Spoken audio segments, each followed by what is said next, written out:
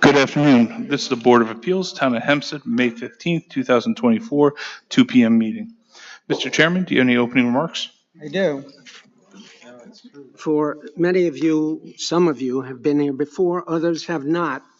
The proceedings are conducted as follows.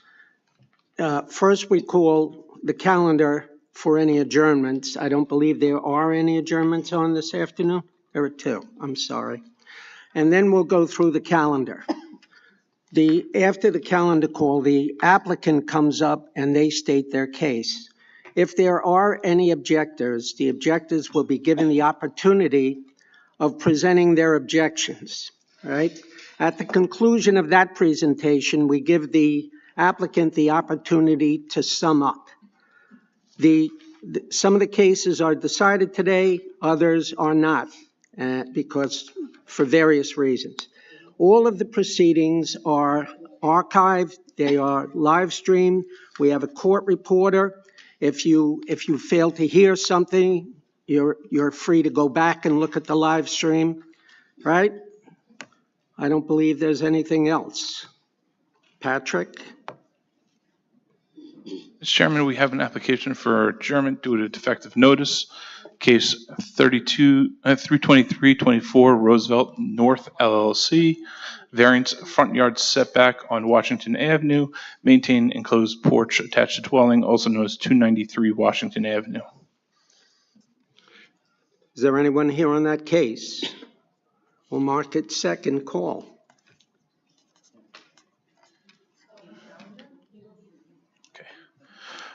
We also have another case for adjournment. It's cases 11524 through 11824 Uniondale, 261 Uniondale Avenue LLC, also known as 261 Uniondale Avenue.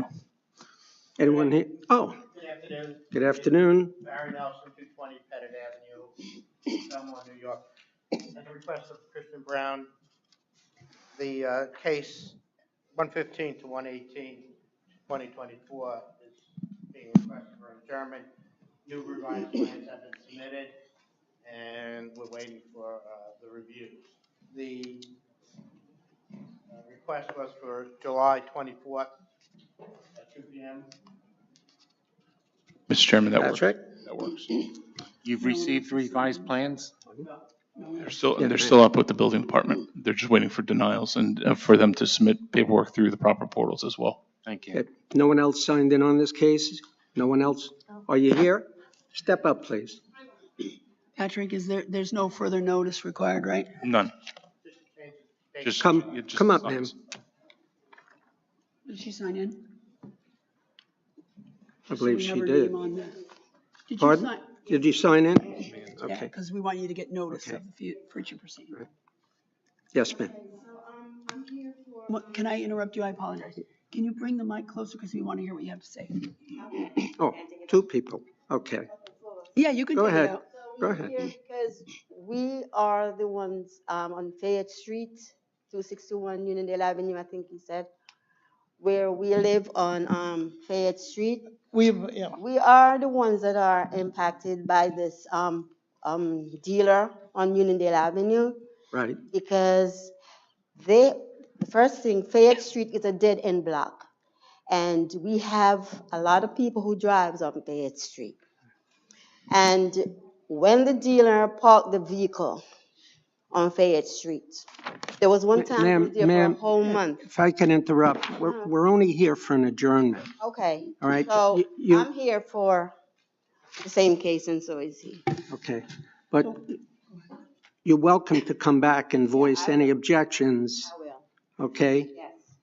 But we're only here for an adjournment. Okay. So we're considering July 24th. Is that Perfect for me. okay? Right? Anybody else here on this case? All right. Patrick, July 24th, 2 p.m. You're not going to get another mailing. So if there's anyone else that you know who wanted to be here and couldn't, can you just let them know the date? Okay.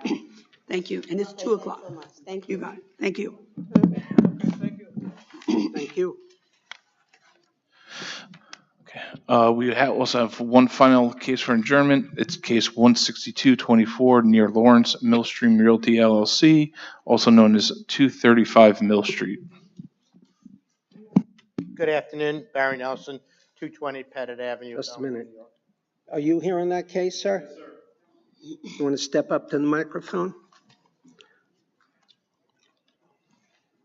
How you doing, sir? Your name and address for the record, sir. Chester Petrak, 234 Allen Street, Lawrence, New York. Okay, thank you. Um, Hold on a minute. Let's let this gentleman finish his application for an adjournment before you comment. At the request of Counselor Christian Brown, revised plans have been submitted to the building department. A traffic and parking study is underway currently, and request an adjournment today. Are you aware that amended plans have been submitted to the building? Have you seen the plans? I haven't seen any plans. You haven't seen anything? The last time we spoke there, we gave last time, that was the same excuse they gave last time. Okay. And when I remember I addressed you, I said, watch, the next time we come back, they Okay. will do it again, and here we are. That building has always been a problem. The parking right now is no street side parking, tollway zone. No one enforces it. Mm-hmm. And this is the same thing they're doing again. When this place was originally Metrofit, Health Fitness, they did the same thing again. They keep adjourning because those of us who have to work can't always keep coming to work. Got it. I'm gonna mark this case final. Okay. Just a minute. Oh, go ahead. July 24th, 2 p.m. Final.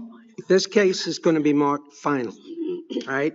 Sir, with all due respect, you said that last time. Well, Provide the traffic study to the applicant. provide the traffic study to the applicant. Or to this gentleman. There are going to be no further adjournments on this case, all right?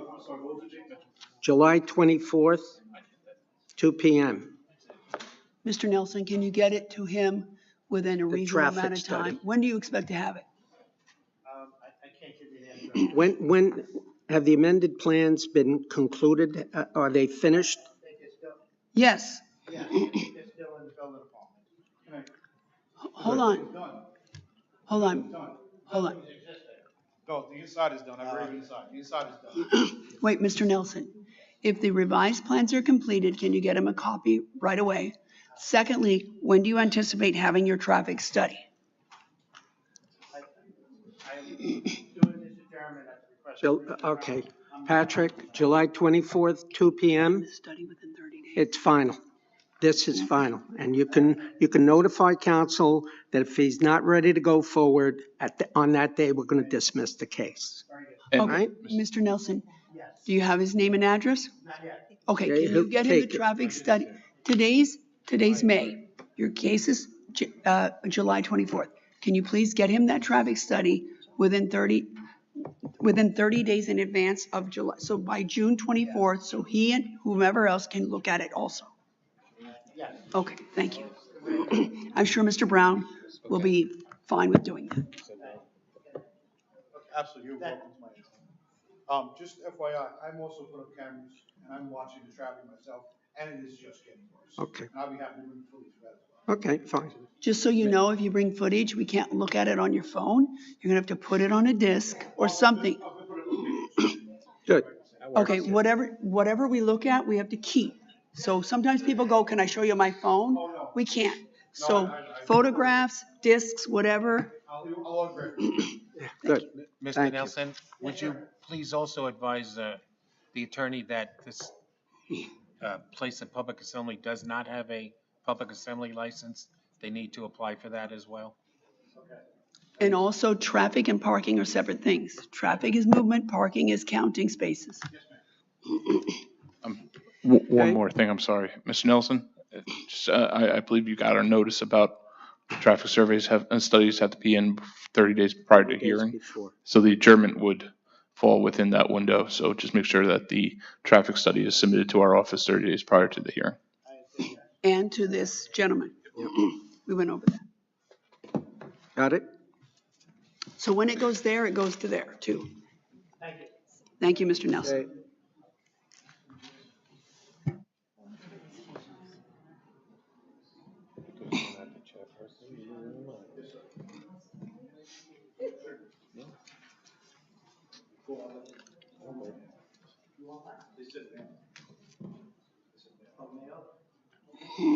What? He's talking about mailing the traffic study to. Whatever works, however he needs to get it to him. Can he take, Mr. Nelson, He's getting his name and address. Mr. Nelson, could you take the gentleman's name and address outside, if you don't mind? And give yours and Mr. Brown's. Okay. First, we'll be calling case 31524, Wantoa, Anna DeTroya. Maintain 4-foot high fence forward of dwelling, which may substantially obstruct line of sight and located in the clear sight triangle. Maintain 4-foot high fence and 24-foot high living fence in front yard with no clear sight triangles at neighbors and applicant's driveway, also known as 3072 Broad Street. You have it? Kimberly, take a look. State your name and address for the record. Good morning, Mr. Chairman, members of the board. Good afternoon, Mr. Mindel. Morning was about 2 hours ago. Go ahead. Gregory Mindel, 531 Lime Rock Road, Lakeville, Connecticut, 06039. Appearing for the owner of 3072 Broad Street, Wantaw, New York. We're here this morning, or this afternoon, requesting permission to maintain an existing 4-foot high picket-type fence located in the front yard that may substantially obstruct the line of sight and in the clear sight triangle. I've taken pictures that I'll submit to the board. You should already have copies of these. We do. That We'll clearly- accept those in evidence. These clearly depict the existing condition of that fence. It's maintained in excellent condition. Ms. DeTroya has 4 young children, varying in age. Their house is basically the neighborhood playground. Everybody's children come to play at that house. So the fencing is used to keep the children from wandering into the street. There have been no objections to the maintenance of this fence. It's been there for a number of years. It's maintained in excellent condition. Additionally, there is a 24-foot high arborvitae evergreen living fence that is adjacent to the driveway. As you can see in this other panel that I'll submit to you, the neighbor has a 6-foot high PVC fence, whereas we have a 4-foot high open picket fence that actually varies in height. It's curved on the top. She does not park in the driveway. The line of sight around the corner from her street, from Broad Street to the other street, this fence does not block the line of sight when you travel in a vehicle. The vehicle's located high enough that you would see around that particular corner. Mr. Mindel? Yeah. The living fence you referenced, that's the applicant's? That's the applicant's. And it runs all the way to the street? It's adjacent to the driveway. You can see it in the site plan that I've submitted. Yeah, it runs adjacent to the driveway from It the, appears that it's to the going street. block- To the property line. It appears that it's going to block the view of a driver pulling out unless it's cut back. Well, the neighbor has a 6-foot high PVC fence in that location. So you're not going to see through the PVC fence. Yeah, but that is about what appears to be 6 to 8 feet off the driveway. No. Hold on. Well, you can approach. You might be right, but it's changed. This fence is flush with the front of this. Hold on. If you take a look from this perspective, you can see that a driver is not going to be able to see a pedestrian when pulling out. He's got to push that, he's going to have to pull that back. Yeah, you yourself said it's a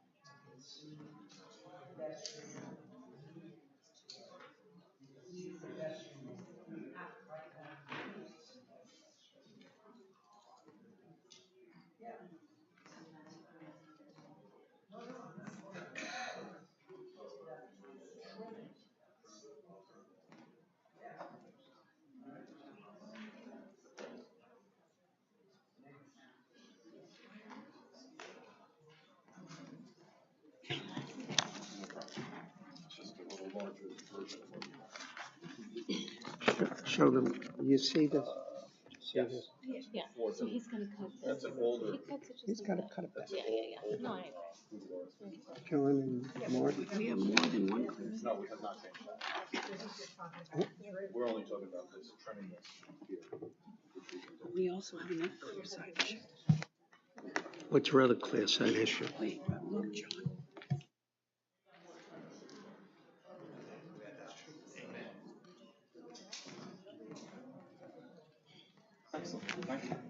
Okay, Stephanie, let the record reflect that Mr. Mindell clarified the location of certain things on the photographs and the site plan. I'll submit to the board consents from 9 of the neighbors located on the radius map stating they have no objection to either living fence or the picket fence. What we can do is trim up that tree at the end to make it a little more visible.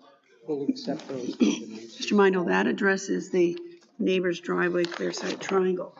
But what about the old-fashioned clear site triangle on the corner? On the corner, the fence is low enough in that area that it does not obstruct vision coming around that corner. It's 4 Neighbors foot park there? their cars on the street, which actually obstructs the parking more, the travel of the vehicles more than the fence itself.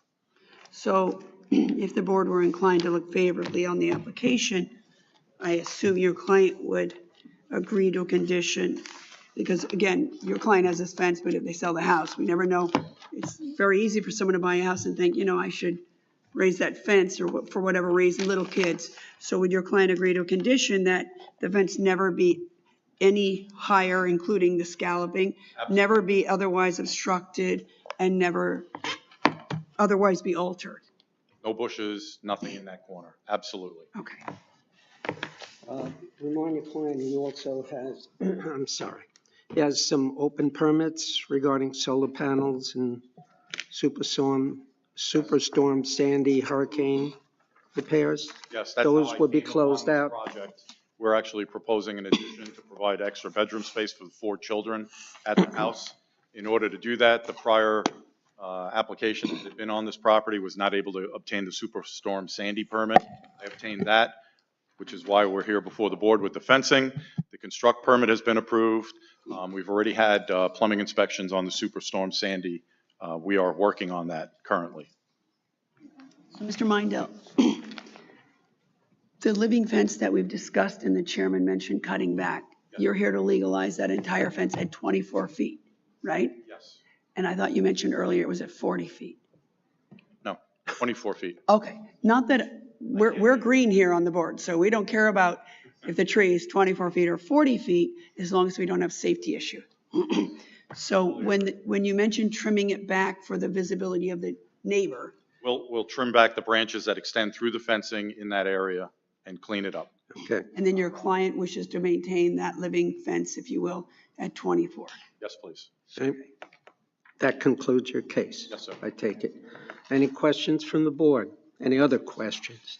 Move that the hearing be closed, the matter be placed on the decision calendar. Mr. Mindell, you'll be notified of the board's decision once it's ready. Second, Second. all in favor? Any opposed? Next, we have case 31624 near Westbury, Mirasol Salon and Mark Allen Base, variance side yard, maintain 2 AC units attached to dwelling, also known as 11 Patience Lane. I be sworn in from earlier, just your name and address for the record. Again, for the record, Gregory Mindel, 531 Lime Rock Road, Lakeville, Connecticut, 06039. Appearing for the owners, Mirasol Salon and Mark Allen Base of 11 Patience Lane, Westbury, New York. We're here requesting permission to maintain 2 air conditioning condensing units attached to dwelling, having less than required side yard setback than required by ordinance. We're located in an LPRD zone. We would be required to maintain a 5-foot side yard. As you can see from the photographs that I've submitted to the board, the house has recently undergone major renovation, bringing it up into a very good standard of condition. At that time, 2 air conditioning units were installed. Unfortunately, the air conditioning company located them too close to the dwelling as per manufacturer's specifications. This was the required location due to the design of the dwelling. They currently maintain a 4.9-foot side yard. The building department has requested them to be moved to 4.6 side yard due to the manufacturer requiring 12 inches abutting the dwelling for clearance and maintenance of these air conditioners. The home, the property is maintained in excellent condition. It's located a great distance from the neighbor's property. The neighbor's garage is most abutting that particular side of the dwelling. This is a very typical installation. Unfortunately, it's just off by 0.4, and that is essentially. Yeah, have you received any complaints from the neighbor, the adjoining neighbor? Absolutely not. They've been in place for over a year already. Okay. Your client also has a few open building permits. I assume those will be taken care of as well. Closed out. Any other questions from the board? If not, do I have a motion? Chairman, I would just move that the hearing be closed, that the matter be placed on the decision calendar. Mr. Mindell, you'll be notified by mail of the board's decision once it's rendered. Thank you. Again, Mr. In Mindell? favor? Aye. Any opposed? A triple. Next, we have cases 31724 through 31924 near Westbury. Laney Friedenthal and Scott Heaney. Variance, front yard average setback, maintain roofed over porch attached to dwelling. Special exception to maintain accessory structure shed exceeding horizontal maximum. Special exception to maintain second accessory structure pavilion with barbecue island, higher and larger than permitted and exceeding horizontal maximum, also known as 62 Cobalt Lane. Again, I have you sworn in, just your name and address for the record. And for the record, Gregory Mindel, 531 Lime Rock Road, Lakeville, Connecticut, 06039. Appearing for the owners, Laney Friedenthal and Scott Heaney of 62 Cobalt Lane, Westbury, New York. The owners had approached me to construct a second-story addition on this property, at which time I had done a certificate search. At that time, I noted that there were a number of items on the property that had required building permits that they were unaware of. The first of which is an open front porch, which is approximately 4 foot in depth by 26.25 in length. The porch maintains a 24.08 front yard setback. This particular block of Cobalt Lane maintains a 32.1 foot average front yard setback at this end of the block. Our dwelling maintains a 27.8 foot front yard setback. When you take the allowable encroachment of 6 feet, we would only be allowed to be 26.1 feet, whereas we have 24.08 feet. As far as sizes of porches, this is actually smaller than what we usually come here with. We're usually here with a 5 or a 6 foot depth porch. This one is only 4 foot in depth. And unfortunately, this was an inherited item from when they purchased the home. They were unaware it did not have a building permit. How long ago did they purchase the home? A few years. I don't know the exact date, Okay. but a few years. The home is maintained in excellent condition. You should have a photograph of We do. the final construction after the new second floor was constructed on the dwelling, as well as a night photograph. You can see how it's lit up very nicely. Additionally, we're here to maintain a secondary accessory structure, a shed that is 16.25 feet in depth by 7.91 feet. We're only allowed to be 12-foot horizontal maximum.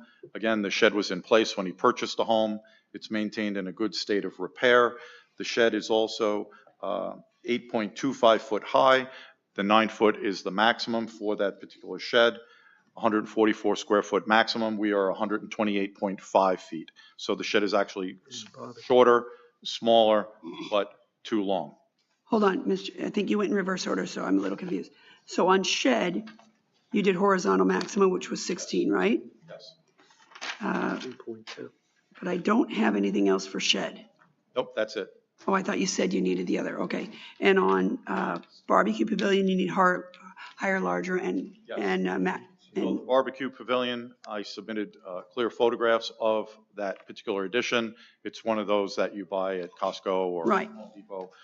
This particular one is 19 feet in length by 11.5 foot in depth. The particular pavilion is 10 foot high, whereas 9 foot high is the maximum. It's a secondary accessory structure which is not permitted except by Board of Appeals approval. The whole property is maintained in excellent condition. You can see the patio and everything. It's actually quite a nice property. There have been no objections to the maintenance of any of those structures. They've been in place for a number of years, as has the porch. And that is essentially our case. How did your client come to know he needed to legalize these, he or she? I do a CO search You on get a CO every search. single property that I touch. Good job, Mr. Mindel. Thank you. Of course, Mr. Mindel, I would have to say there are some open building permits. Yes, You'll close them. part of being here today will help us get on our way to close out everything. We don't leave open permits. It's good to hear someone doing a comprehensive search. Thank you. Yeah, we wish some other people would. That's your case. Yes, sir. Any other questions from the board? If not, do I have a motion? Move that the hearing be closed, the matter be placed on the decision calendar. Mr. Mindel, you'll be notified by mail of the board's decision once it's rendered. Thank you. Second. Have a nice day. All in favor? Aye. Any opposed? You You ma'am. too. Next, we have cases 320-24 through 322-24, Belmore, Edward C. Gabalski. Variance, lot area occupied, construct wood decks attached to dwelling, maintain pool equipment not permitted in side yard and with less than required side yard setback. Variance, side yard, maintain 2 AC units on elevated platform attached to dwelling, also known as 3275 Jason Drive. No.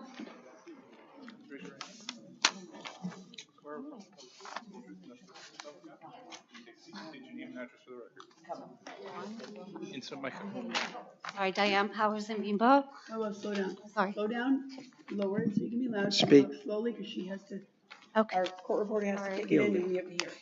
Diane Powers in Bimbo. 769 Pelham Road, 3C, New Rochelle, New York, 10805. Good afternoon. Hello. Sir? Edward Gabalski, 3275 Jason Drive, Belmore, New York, 11710. Thank you. Good afternoon. Good afternoon. Do you want me to start? Okay. Yes. So there are 3 variances we're here for today. The first one is for a proposed deck with, for lot coverage. The required is 27.5 max and 30% max with a deck. And the proposed is 38.18 with the deck. Wait, is that the entire lot area occupied proposed, given all of the applications today? That is, as far as what the denial was, yes, Okay. for. And the, go ahead. How much of that it relates to the house itself, and how much of the 38.18% relates to the deck? They just, I don't know specifically the breakdown. They had just gave the detail for the variance of what the specific relief is and the violation. Can you is tell for. us how high off the grade the deck actually is? And mostly I just need to know if it's higher than 8 inches. Yes, it's higher than 8 inches. Okay. There's 2 levels of the deck. So what happened was the homeowner had purchased the home back in 2018 with the existing deck. There was an existing upper deck and an existing lower deck. The existing lower deck was significantly larger than what's being proposed. And the homeowner had no idea, Dr. Kowalski had no idea that it wasn't legal. He found that out afterwards because a couple of months after he purchased the house, he tore that deck down because it was very old. It was sinking into the ground. It wasn't safe. So he tore it down and filed a permit to redo it.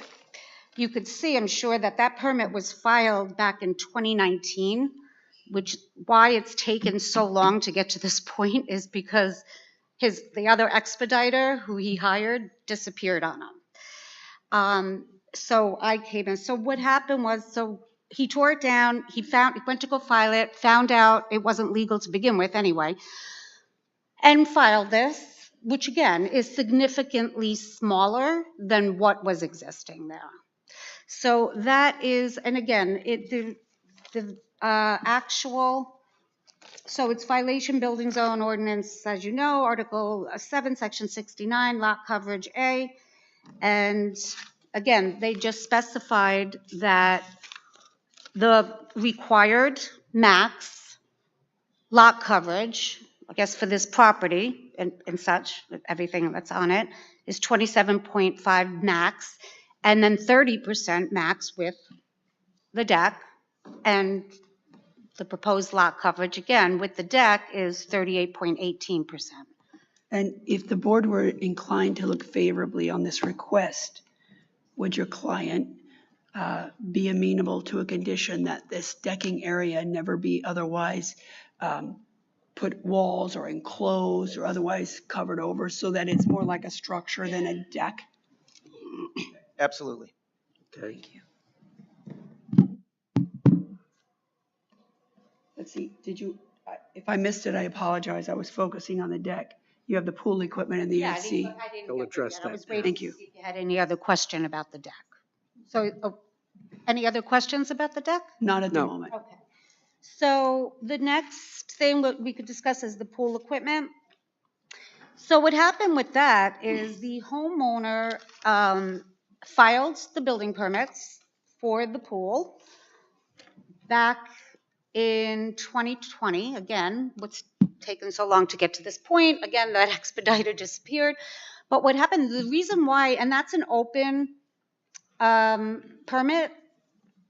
Actually, it was application for the maintain of the 2 AC units, that's open. So what happened was the pool permit was issued. And the reason why it was issued, because on the plot plan, it showed the pool equipment being in the backyard.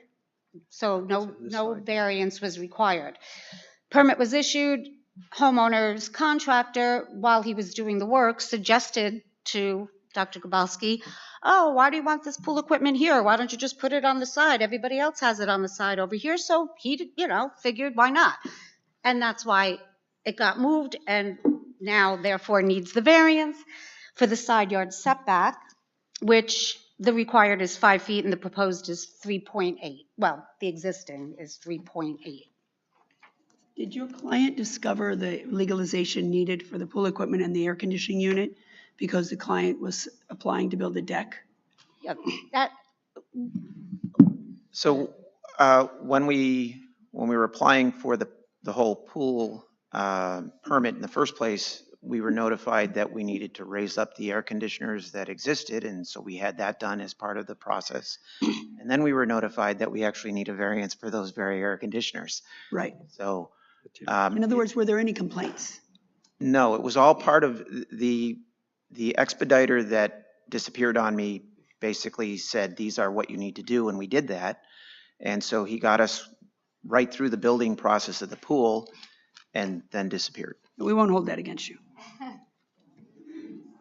so that brings us to the third variance, which is to maintain the AC units.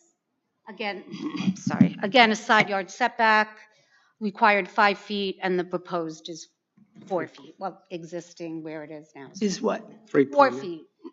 For any complaints from any of your neighbors? None at all. And the AC has been there, did you say a year? No. The air conditioners have been there since I bought the house in 2018. They've Okay. been replaced, but with actually smaller ones, but Replaced in the same location. So for 6 years, no neighbors have complained about them. And Yeah, the neighbor that's right on that property line has also. his air conditioning is right across. From his. property that works out well. Is right there as well. And back to the pool equipment, no complaints from any neighbors as to location? Okay, thank Is the you. pool properly enclosed with the requisite fence? Yes. Okay.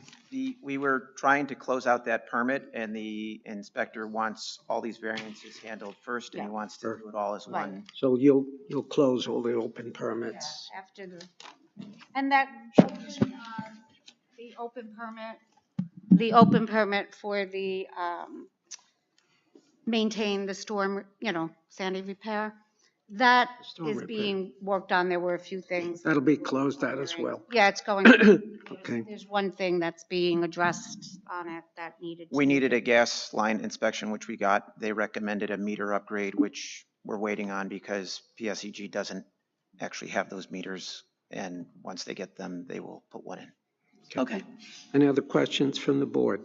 If not, do I have a motion? Chairman, I would just move that the hearing be closed, that the matter be placed on the decision calendar. Each of you who've signed in will receive a copy of the board's decision by mail once it's rendered. Thank you and have a nice day. Thank you very much. Second? All in favor? Aye. Any opposed?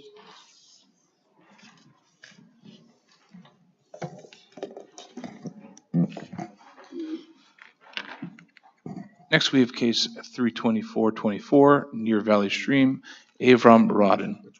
Variances, lot area occupied, front yard average setback, rear yard, construct dwelling, demolish existing dwelling, also known as 955 Cranford Avenue. Gentlemen, please raise your right hand. You swear or affirm to tell the truth, the whole truth, and nothing but the truth, so help you God? Please take a seat and state your name and address for the record. Good afternoon. Good afternoon. My name is Young Yoon. I'm a managing partner of Yoon's Group Codair Architectural Division. Could you, Mr. Yoon, could you please speak into the She microphone? has to take down every word you say. All right. My name is Young Yoon. I'm a managing partner of Yoon's Group Codair Architectural Division. 95 Empire Boulevard, Island Park, New York, 11558. Here representing the Rodin residents, the owners of 955 Cranford Avenue, Valley Stream, New York. The property is situated in a Residence B zone. We're here seeking relief from Article 7, Section 70, where the required front yard setback is the average front yard depth of the existing buildings within 200 feet, which is 25.425 feet. We are proposing a front yard setback of 24 feet. The area that we are requesting encroaches into the required setback by 1.4 feet on the front right corner bump out.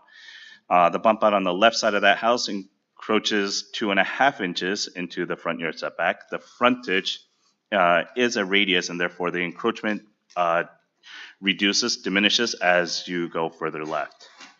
We're here seeking relief from Section 72, where the required rear yard setback is 25 feet. We are proposing a rear yard setback of 16.1 feet that extends 8.9 feet into the setbacks on the right rear corner of the house and diminishes to 7.9 feet on the left of that bump out. On the left corner of the house, the corner extends into the rear yard setback. Could you refer to left, right, up and down as northeast, southwest, please?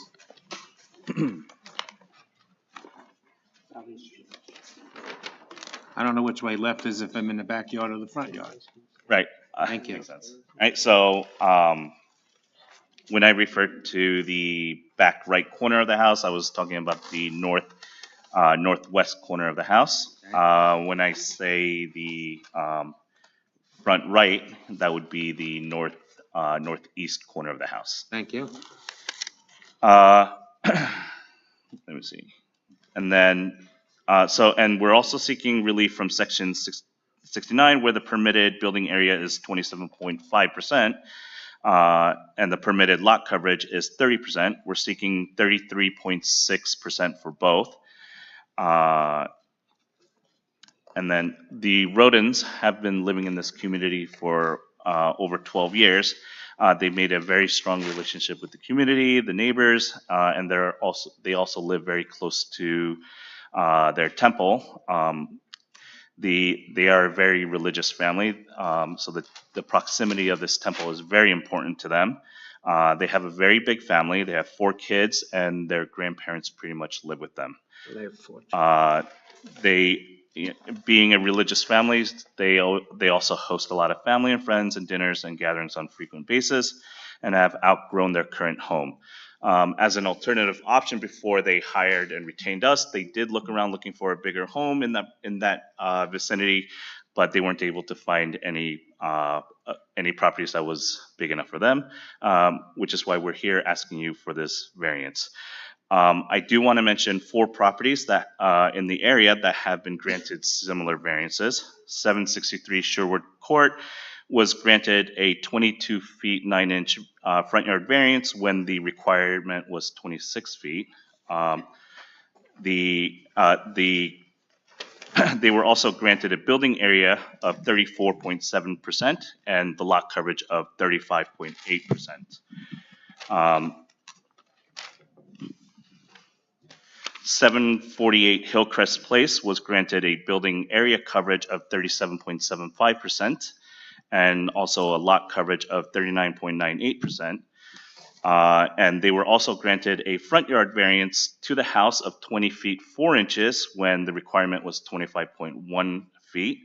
And their covered porch was 16 feet 4 inches from the property line. And then 769 Dumont Place, which is the house immediately behind the Rodins, was granted a maximum permitted building coverage of 32.2% and a maximum lot coverage of 33.9%. We believe the request is de minimis. Granting the variance will neither cause a detriment to nearby properties nor cause an undesirable change to the character of the neighborhood, and have no negative impact to the neighboring properties, as many properties in the area are very similar. For these reasons, we're requesting that the board approves this variance. I did put a list of other homes in the area with an area map that I'd like to, so I have 4 copies. We'll take that in evidence.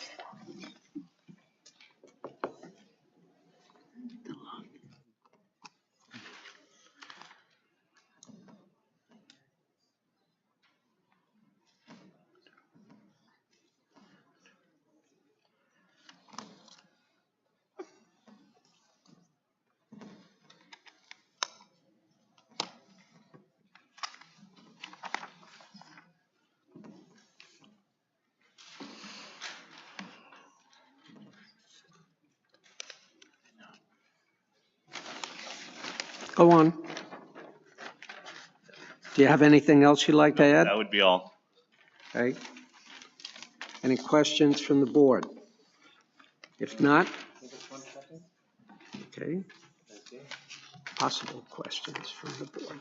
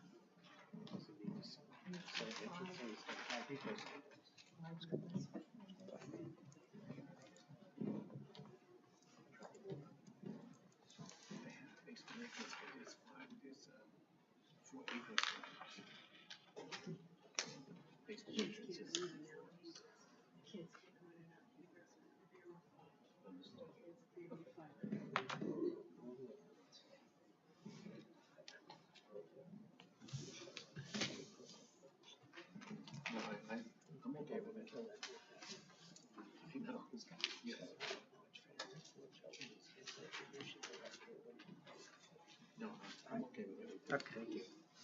Right. I'm going to repeat. Any questions from the board? If not, do I have a motion? Chairman, I would just move that the hearing be closed, that the matter be placed on the decision calendar. Everyone who signed in on the case will receive a copy of the board's decision by mail once it's rendered. Thank you, folks, and have a nice day. Second. All in favor? Aye. Any opposed? Next, we have case 32524 near Valley Stream, Richard and Monica A. Campbell. Mother-daughter residence, second kitchen, also known as 33 Flower Road.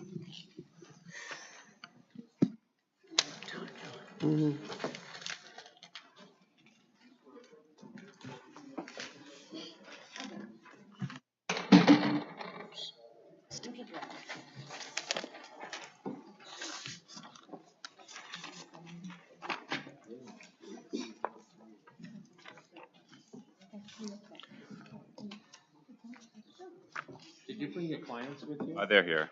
Would they ask them to come up, please? Okay, no At problem. least I'm sitting in front here. Right, there's not room here, but come on up, folks. Yeah.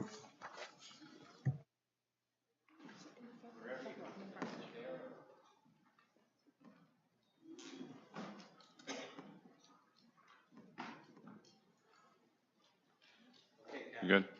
All right, Michael Arado, it's 245 Route 109, Suite D, West Babylon, New York, 11704.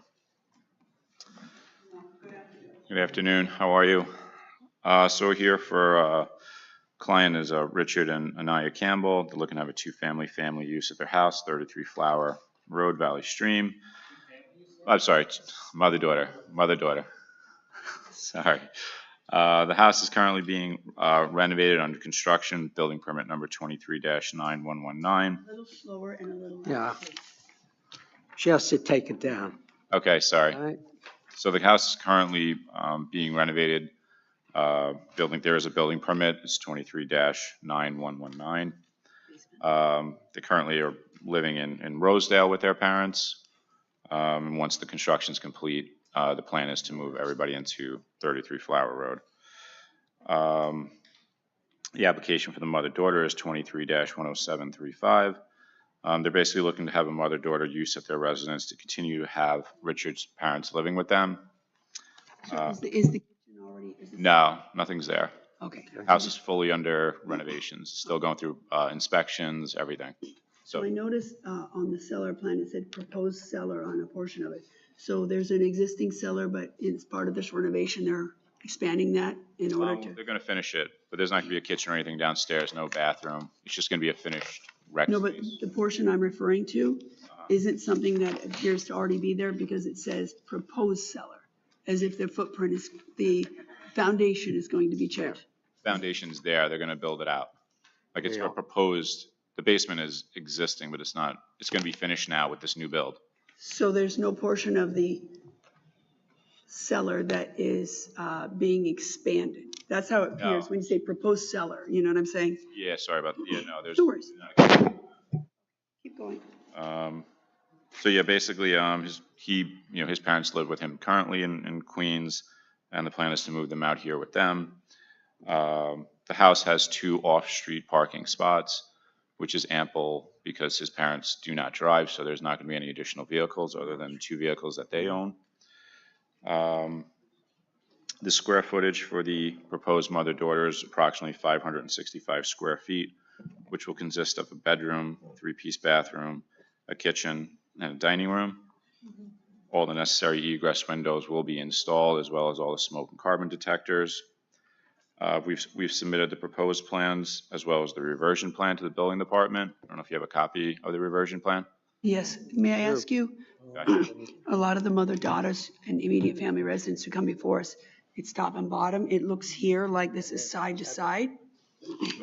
So the layout of the mother. Like both kitchens are on the first floor, correct? Hang on one second, let me just pull the plans up.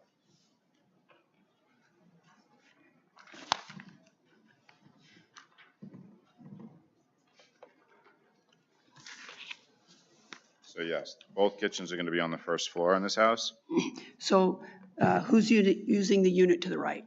So the unit to the right is going to be Richard and I, the owners in that kitchen. The kitchen to the right, where it starts bedroom, bathroom, kitchen, dining room, will be the mother-daughter area. Okay, so kitchen, bath, hallway, bedroom. Now, on the second floor above that, there's a guest room and another bedroom. Which unit will that be used in conjunction with? That's going to be for his family and his kids. So the house consists of 4, it's going to be his parents, so 4 adults and 2 children. So the parents are going to be living downstairs in the 1 bedroom, and then Richard and his wife and 2 kids will be living upstairs. The upstairs and the left side of the downstairs? Correct. Okay. I don't see the children's names on the supplementary statement. Do you want to add them? Yeah, we need them too. We need them.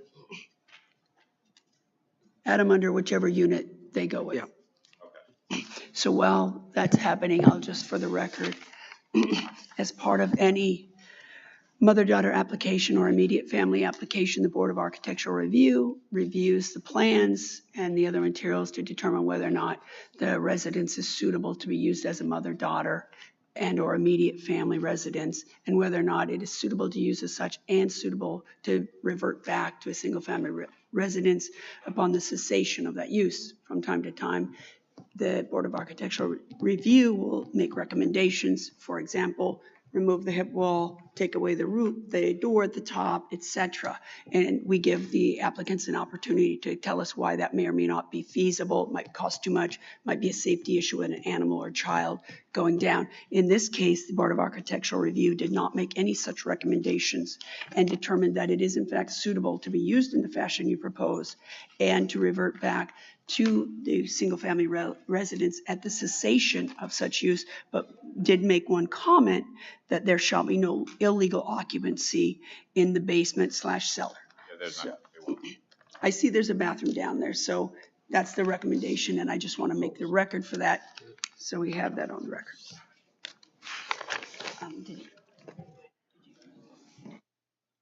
In the new build though, just so we're on the new build for the basement, there's no bathroom downstairs.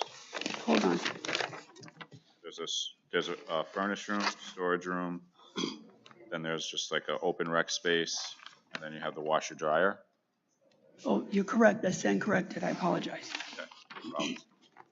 Have your clients been apprised of the usual conditions we impose on mother-daughter applications?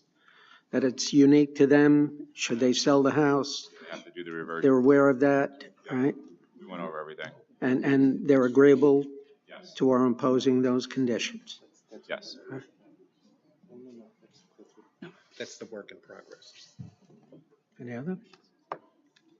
I'm okay. That concludes your case.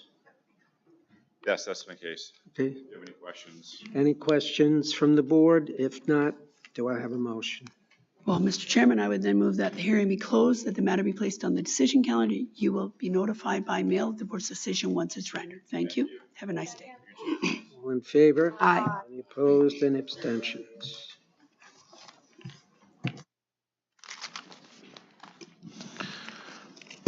Next, we have case 32624, North Belmore, Barbara Green and Kyle Cronin. Variances, lot area occupied, rear yard, construct wood deck attached to dwelling, also known as 1391 Oneida Avenue.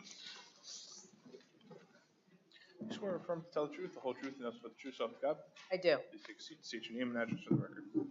Diana Laspisa with Morano Expediting Services, 2938 Hempstead Turnpike, Suite 212, Levittown, New York, 11756. Good afternoon. I am here on behalf of the property owner, Barbara Green and Kyle Cronin, and we're here before you requesting permission to construct a rear deck off the back of the home. The property is zoned residential B, and the maximum allowed building area is 27.5%. We are proposing 37.4%.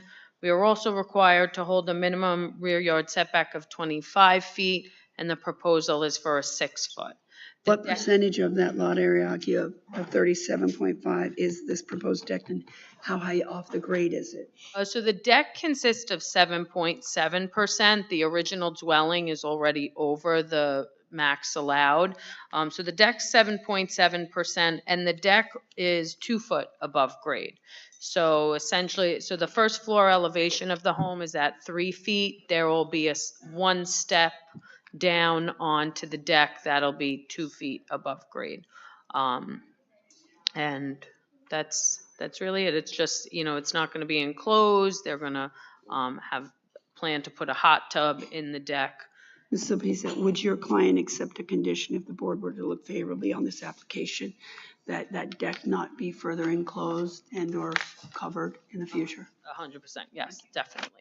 And they are aware there is an open permit from 2006, which I think might be a clerical error. There was a fire at this house in 2006, and the CO for the original dwelling was issued, which that coincided with that building permit for the original dwelling. So I'm not sure. Wait, what open permit? So there was an open plumbing permit for installed gas boiler and range from 2006, but I believe that should have been closed because the original dwelling was closed. So we plan on, getting that cleared up. And I don't know if the board has any questions? I apologize if you said it. You need rear yard relief. What's required and what do you propose? A 6-foot required, 25-foot and 6-foot required. Propose. And if you said it, the deck's not up yet. Okay. No, the deck's Thank you.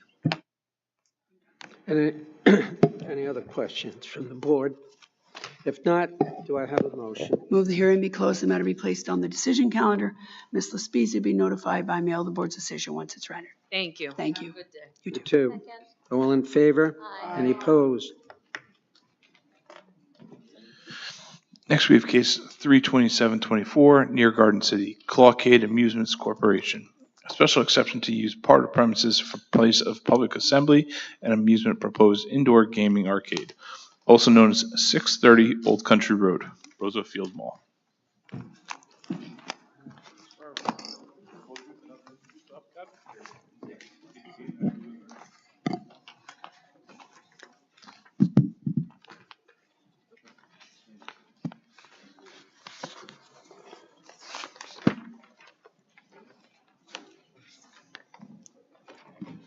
Good afternoon, Mr. Chairman, members of the board. William Benesso for Chili Diggin' Tirana, 333 Earl Ovington Boulevard, Uniondale, New York, here on behalf of the applicant, Clawcade Amusement Corp.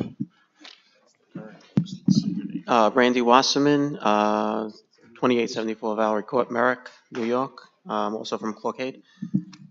Mr. Wasserman is a principal of the applicant, as is Mr. D'Amico, who's seated in the audience. And we are here before the board this afternoon seeking a special exception for a place of amusement to be added to the Roosevelt Field Mall. The applicant proposes to take a tenant space in the mall, basically in the corridor between JCPenney and Macy's, and put a Clawcade amusement center in there. I have, since pictures speak Mr. out. Vanessa, sorry. Clawcade, is that those things that pick up? Correct, Just- correct. Sorry? Basically, I'll have Mr. Wasserman give a description, but I do have a collection of photographs that'll show you the layout and an example of how the facility is laid out. Take those into evidence. This is on the lowest level of the mall? This is, The lower low level where there's a watch repair place there. Is that where there used Familiar to with be it, yeah. a golf? There is one, it's still there. Oh, It's still there. That's in the corner. We're more towards the middle section. okay, Wasserman, why don't you just describe So how the operation basically works? this is a family amusement type center. There's going to be a bunch of claw machines that are in front of you. Also going to be a full-fledged family entertainment center where you can have virtual reality and other arcade games also, as well as party rooms for to do birthday parties. And as I understand it, people come in, they'll Right. buy. What's going to make this a little bit different is they're going to be able to win at these machines, and then they're going to take those prizes, and you can combine two of those prizes and get a larger prize. You could take those two larger prizes and get even a larger prize. There's going to be a lot of trade-ups. They're going to get a shopping cart when they come in. It's a completely different concept than what's currently out there, and it's going to really appeal to just about every age group there is. I'm sorry. Originally, I thought it was only the claw machines, and I might have misheard because I was doing a million things. Did you say there's somewhere else where there's parties, or you intend to have parties in virtual There's reality? going to be party rooms in the, enclosed party rooms in the same facility. And And on VR? the other side, there's going to be just like really nice arcade games. Some of them you put the virtual reality sets on. And how many employees would you expect to have in your business? Probably 20 or so. And as I understand it, all deliveries take place, of your inventory, all deliveries take place through the interior of the Yes, through the mall, corridor, their through the back, delivery right through the back ends. Nothing goes through the front door or Nothing goes through the through- corridor. Nothing goes through there. And you will have party rooms for birthday parties That's and the correct. like. And what would your hours of operation be? The hours of operation are going to be the mall hours. Whatever the mall hours are, that's what we're going to apply with. They don't, the hours are, to my surprise, the mall hours are not what they used to be since COVID. So you go to the mall at 7 o'clock on a Sunday and they're pretty much closed. It's like, I went there a few times shopping and I opened the door and nothing was open. So you're not proposing to stay open past that, or the mall won't allow you? Yeah, then, we're not even proposing it. You know, we're a family place, so really, I don't want to sound facetious, but after crazy hours, nothing good happens. But I mean, kids' parties go, even if you're a young teen, they go till 9 or 10, like 7 to 10 or something. Yeah, I mean, my kids, yeah, they're bound by their lease to the mall yeah, I hours. didn't know. And if the mall hours are Monday to Thursday, 12 PM to 8 PM, Friday, 12 PM to 9 PM, Saturday, 10 AM to 9 PM, and Sunday, 11 AM to 7 PM. And you're right, that is a big difference It's a from what it big was difference. when we were growing I up. remember going to the mall and it was, but you know, Yeah. they do extend the hours during the holiday seasons, I think a little bit for the holidays, so it should be fine. So that's pretty much it. I mean, what better place to have an arcade? What a more appropriate place for a place of amusement than at the Yeah, and we Roosevelt really Field see Mall. there's really a lack of something for the kids to do. You know, people drop their kids off and there's really nothing to do. We run very, very clean places, bright places, safe places. How many other facilities do you have? We currently have 3 other facilities. Where are they?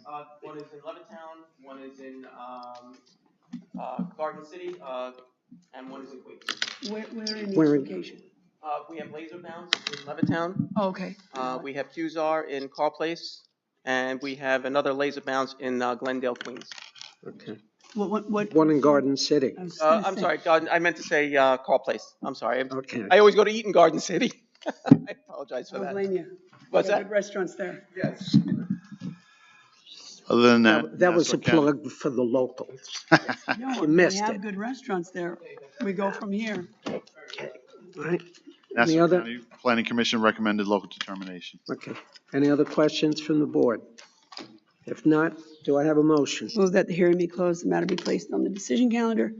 Mr. Benesso, you and your client will be notified by mail of the board's decision once it's rendered. Thank you very much. Welcome. Second, all in favor? Aye. Any opposed? Do this one and then we'll break. How many minutes?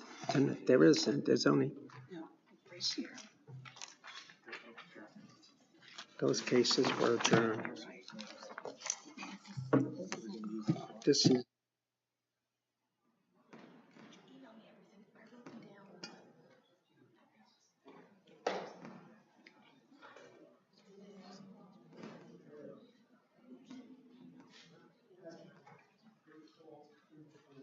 '24 again.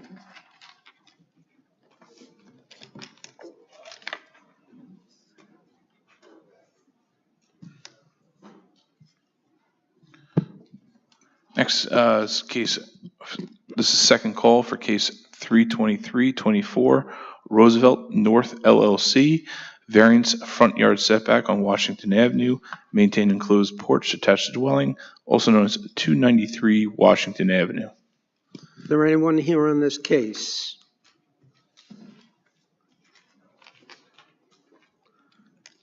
We're going to adjourn it. August You're 7th. going to notice the applicant or the applicant's representative and tell them if they're not here next time, we're going to dismiss the case. Yeah. What date are, August 7th at 2 p.m. 8, 7, 2 p.m. it's maintained, you might as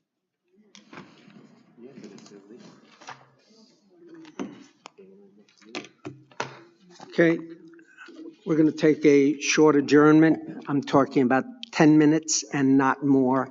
And then we'll come back and hear the final case on the calendar.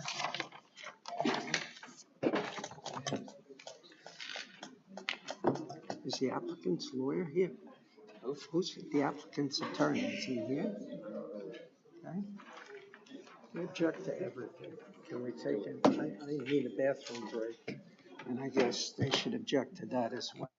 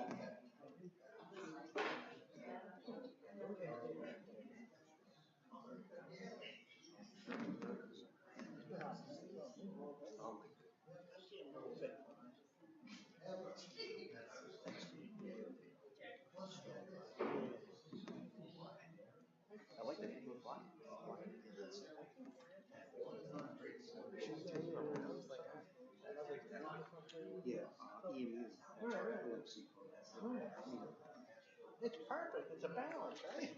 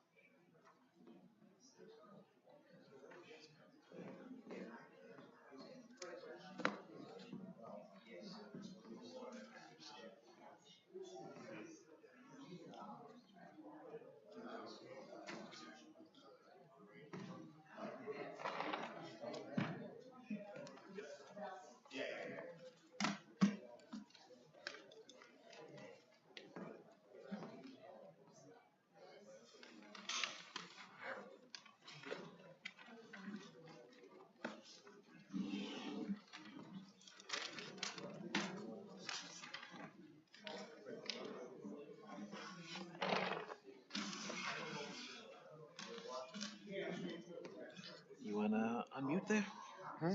Phone on silent? Oh, yeah, yeah, always. Good. Terrible.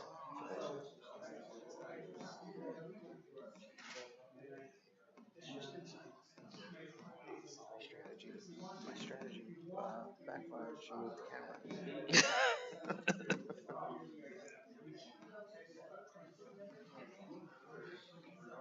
It's more formally on us now. I said it's more. more firmly honest now. Yeah. Well, at least it's on my good side. You know? See, you said that, and someone's calling you. Stop calling me. You're kidding, right? Oh, is it? Nice. Thank you. Thank you. Bye. Yeah, it's on. I noticed when we moved it that it did, so I was like, he's talking into it, he's projecting it, so.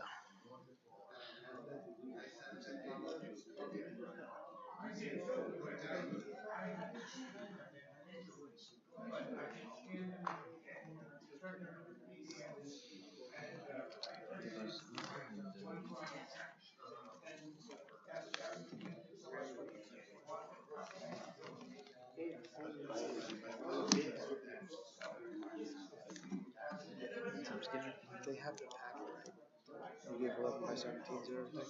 So I submitted everything electronically. So it was all submitted through an exhibit package. I have a whole package right here. I'm going to tell them it's submitted electronically. I have courtesy packages, hard copies if the board would so like.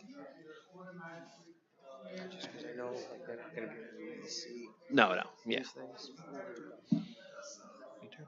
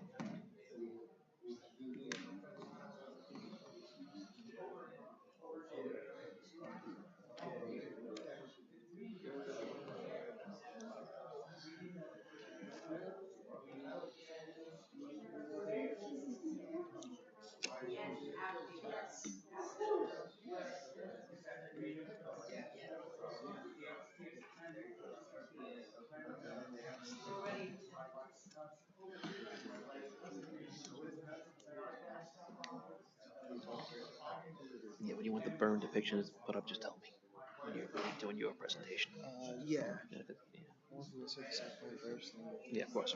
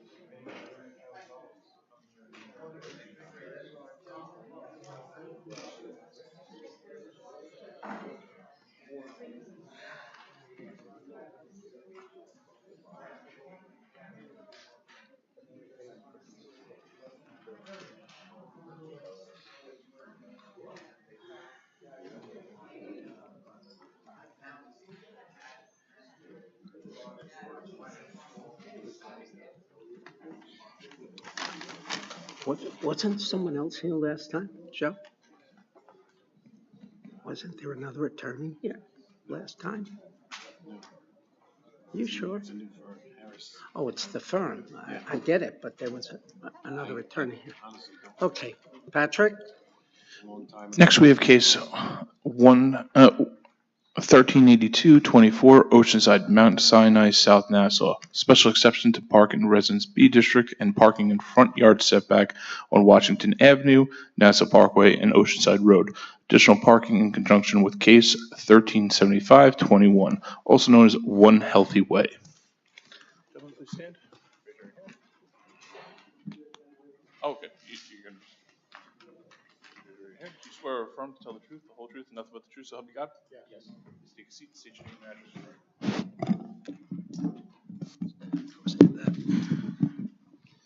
Good afternoon, Mr. Chairman and members of the Board of Appeals. John Anzalone for Harris Beach PLLC, 333 Earl Ovington Boulevard, Suite 901, Uniondale, New York, 11553. Attorneys for the applicant. I'm also here today with my co-counsel, Thomas Gary, who was the one who gave the adjournment at last week's hearing, same address. We thank you for the opportunity to make this presentation. We're here with respect to Mount Sinai South NASA's application for a special permit approval to permit. Excuse me. Slow down? Excuse me. No, sorry. Yes.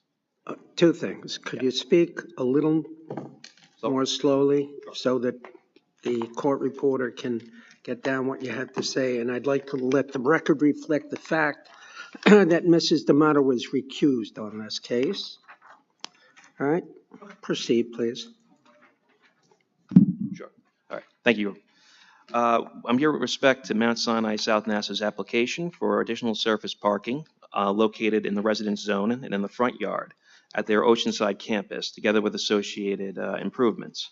With us today in support of the application, we have seated next to me Mr. Angelo Leno from VHB Engineering, who will explain the site layout and the design. We also have Barry Nelson, the applicant's real estate expert. And from the hospital, we have with us Andrew Triolo, the hospital's Vice President of Facilities and Design Construction, Joe Calderon, Senior Vice President, Corporate Communications and Development, and Dana Seineman, Vice President, Public Affairs and Development, who are each on hand to answer any operational questions this board may have. As a matter of housekeeping, all affidavits of mailing and posting were filed in advance of this hearing with the Office of the Board of Appeals. For the record, prior to today's hearing, we submitted electronically certain professional resumes of the hospital's consultants, together with copies of the prior board approvals received by the hospital and 11 by 17 copies of the boards that are being presented to this board this afternoon, which are actually behind me as we speak. Okay. If the board would like, I do have hard courtesy copies if that would be easier for the board. Would be.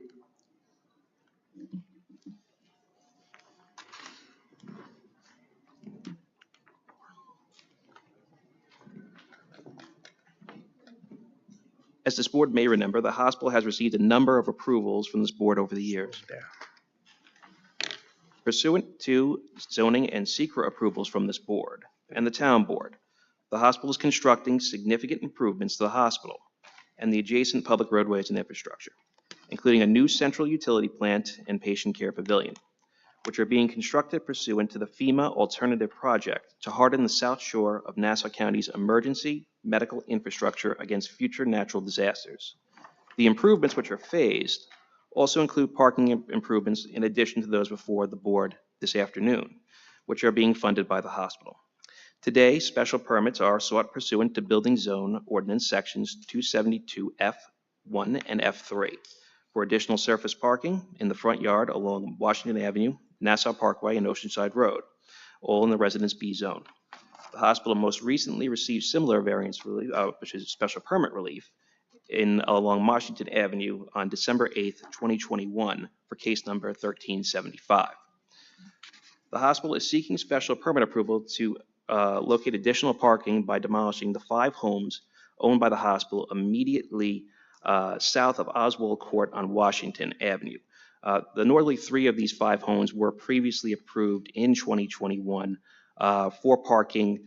This application adds an additional 2 to that area and also reconfigures the parking so that we maximize parking by adding those 2 additional lots that were not owned by the hospital in 2021. The 5 homes owned by the hospital on Nassau Parkway immediately east of Oceanside Road are also proposed to be demolished and replaced with surface parking. Beyond this application, but bubbled out on the site plan, are certain areas in the parking lots along Washington Avenue and Oceanside Road, which are being restriped to bring the property into conformance with the Americans with Disabilities Act. The hospital recognizes the parking issues that this site has had and has been endeavoring to work to solve them. On the hospital site, long-term, the hospital believes that the parking garage approved by this board in 2018, which will be constructed at the hospital's expense, will allow for more than adequate on-site parking at the hospital in the future. The parking garage will be built after the additional surface parking is constructed at the hospital, since such parking is needed to compensate for the stalls being temporarily displaced on-site while the parking garage is being constructed. The surface parking is in addition to the interim 4 employee shuttles that accommodate nearly 270 off-site stalls in Rockville Center, of which 120 stalls were added since 2019. The parking garage is anticipated to break ground in fall of this year. In order to make that start date, the proposed surface parking must be constructed and in operation by August or September of this year. Once the project parking garage is complete, which is targeted for the summer of next year, the hospital will have 1,916 spaces, or an increase of 641 stalls over the conditions before the modernization construction began in 2019, creating a parking surplus. Respectfully, the proposed surface parking complies with the requirements of Section 267D2 of the town's building zone ordinance. The parking fields will serve the hospital's existing parking demand, and such use does not prevent the continuation of existing uses in the area. Oceanside is a fully developed hamlet within the town of Hempstead. In fact, this area of Oceanside is along Merrick Road, is a well-developed commercial component of the community, of which the hospital has been a part for approximately 96 years. The north and south sides of Merrick Road, approximate to the hospital, are zoned Business X and generally characterized by standalone commercial stores, restaurants, cafes, offices, and strip centers. West of the property, across Oceanside roads, are a pharmacy, outpatient services of the hospital, parking for the hospital, Oceanside School Number 5, and single-family residences. While to the south and west of the property, across from Nassau Parkway and Washington Avenue, are single-family residences. As I noted earlier, with us today is Barry Nelson. Mr. Nelson is a licensed real estate appraiser who has appeared before this board and the town board on numerous occasions, including for this site. Barry will testify to his findings that the proposed parking will not have an adverse impact on the community or the neighboring property values and is in harmony with the neighboring uses. This is in accordance with Barry's conclusions that were presented to this board in 2018 and 2021. The proposed parking areas will also have planted buffers matching the existing landscape buffers provided in the area along Washington Avenue, except along Oceanside Road. Oceanside Road will be finished with PVC fencing matching the current conditions in such area. Along Washington Avenue and Nassau Parkway, the project will provide a continuous landscape berm planted with rows of 10 to 12 foot high evergreen plantings and a mix of ornamental trees, low-lying shrubs, and ground cover, and a 6 foot high black vinyl coated chain link fence. No variances are required in connection with this request, and the land is well suited for the development based on its relatively flat topography. There is no proposed additional vehicular or pedestrian ingress or egress curb cuts to the campus related to these improvements. Further, the additional parking will not result in additional waste, refuse, or emissions over the existing conditions at the overall hospital campus, and the demolition of the homes will be done in accordance with all Nassau and Town of Hempstead requirements, including pest control. To further discuss the site plan, I would like to call our first witness, Mr. Angelo Leno of VHB Engineering, who prepared the plans before the board today. Mr. Leno? Excuse me, sir. You're testifying as an expert witness. Yes, sir. Have you appeared before this board before? I believe so, once before, to answer questions from the board. And you were qualified as an expert witness at that time? Yes, sir. I've testified in front of most towns and villages in Long Island. I'm a licensed professional engineer with the state of New York. Okay. And I prepared the plans in front of me. And since the last time you appeared before this board, have there been any negative changes to your qualifications? No, sir. Okay. Then we will again qualify you as an expert for the purpose of engineering and design. Thank you, sir. So good evening again. My name is Angelo Leno. I'm with VHB Engineering. Office is located at 100 Motor Parkway, Hauppauge, New York 11788. I'm just going to try to embellish, I think, what John just previously went through. The project is proposing to construct 2 additional surface parking lots, one in the location east of the hospital along Washington Avenue, and the other at the south west corner of the property at the corner of Nassau Parkway and Oceanside Road. The project proposes to demolish 5 residences along Washington Avenue and 5 residences along Nassau Parkway. One item to note is that previously approved site plan for the parking in Lot 5 along Washington Avenue, 3 of those houses were already approved to be demolished and replaced with surface parking. As a result of this project, there will be 59 new spaces along the east side of the campus on Washington Avenue and an additional 104 spaces in Lot 7 at the southwest corner of the property. As Mr. Anzalone noted, The applicant seeking a variance for parking in the front yard of a residence district. The proposed parking along Washington Avenue will be set back a minimum of approximately 15 feet from the property line and 30 feet from the existing curb line. The parking, along Nassau Parkway will be constructed approximately 5 feet from the property line and 20 feet from the curb line.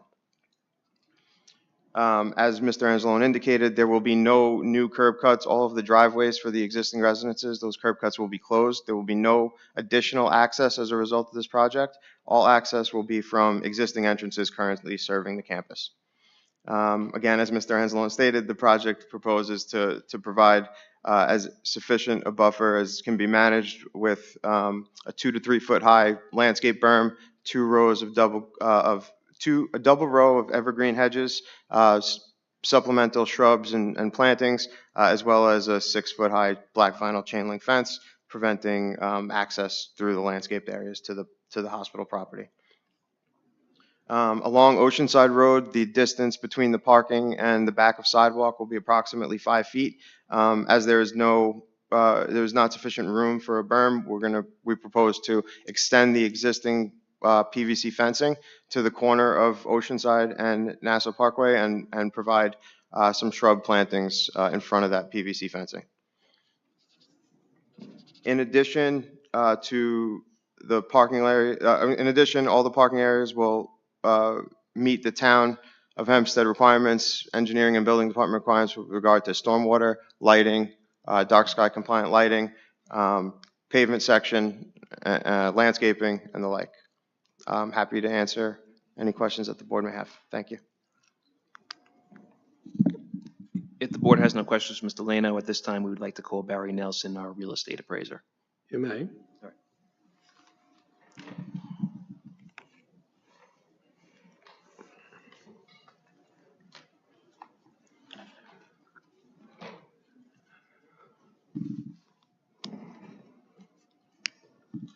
Mr. Nelson, Yes, sir. you have appeared countless times before this board as an expert on real property valuations, and you have been qualified many times as a real estate expert. Probably most recently is 2 weeks ago, if my memory serves me correctly. Since the last time you qualified as a real estate expert before this board, have any of your qualifications changed? No, sir. All right, we will then again qualify you as a real estate expert. And for the general public, that gives Mr. Nelson the right to give us an opinion. We will take that opinion in due course. The weight that we give to it is variable. Thank you. You're welcome. I handed in some photographs of the subject property, the houses under consideration today, the pattern of development that's found along Washington Avenue, which is on the easterly side, and Nassau Parkway on the southerly side of the hospital. General vicinity, counselor and prior architect, engineer went over the area substantially, the character of the neighborhood, pattern of development. And I didn't know the hospital's been there for 96 years, and it's been growing, because it serves the community. What's before the board today is the residences on the westerly side of Washington Avenue, south of Oswald Court, in the hospital block. That would be the west side of Washington Avenue, section 54, block 142. And the residences on the northerly side of Nassau Parkway, east of Oceanside Road, in the same block. The photographs that I've submitted will be of those residences that include the former residences that existed in the subject block and the block to the north of Oswald Court on the westerly side of Oceanside Road. I'm sorry, Washington Avenue. All of these are between Oceanside Road on the west and Washington Avenue on the easterly side. The photographs will include the prior homes now that was in 2018 and some of them in 2021 that have been removed. Parking fields have been installed and substantial landscaping between the public right-of-way, which would be the concrete sidewalks and curbs, and the parking field and the property lines. They've been substantially upgraded.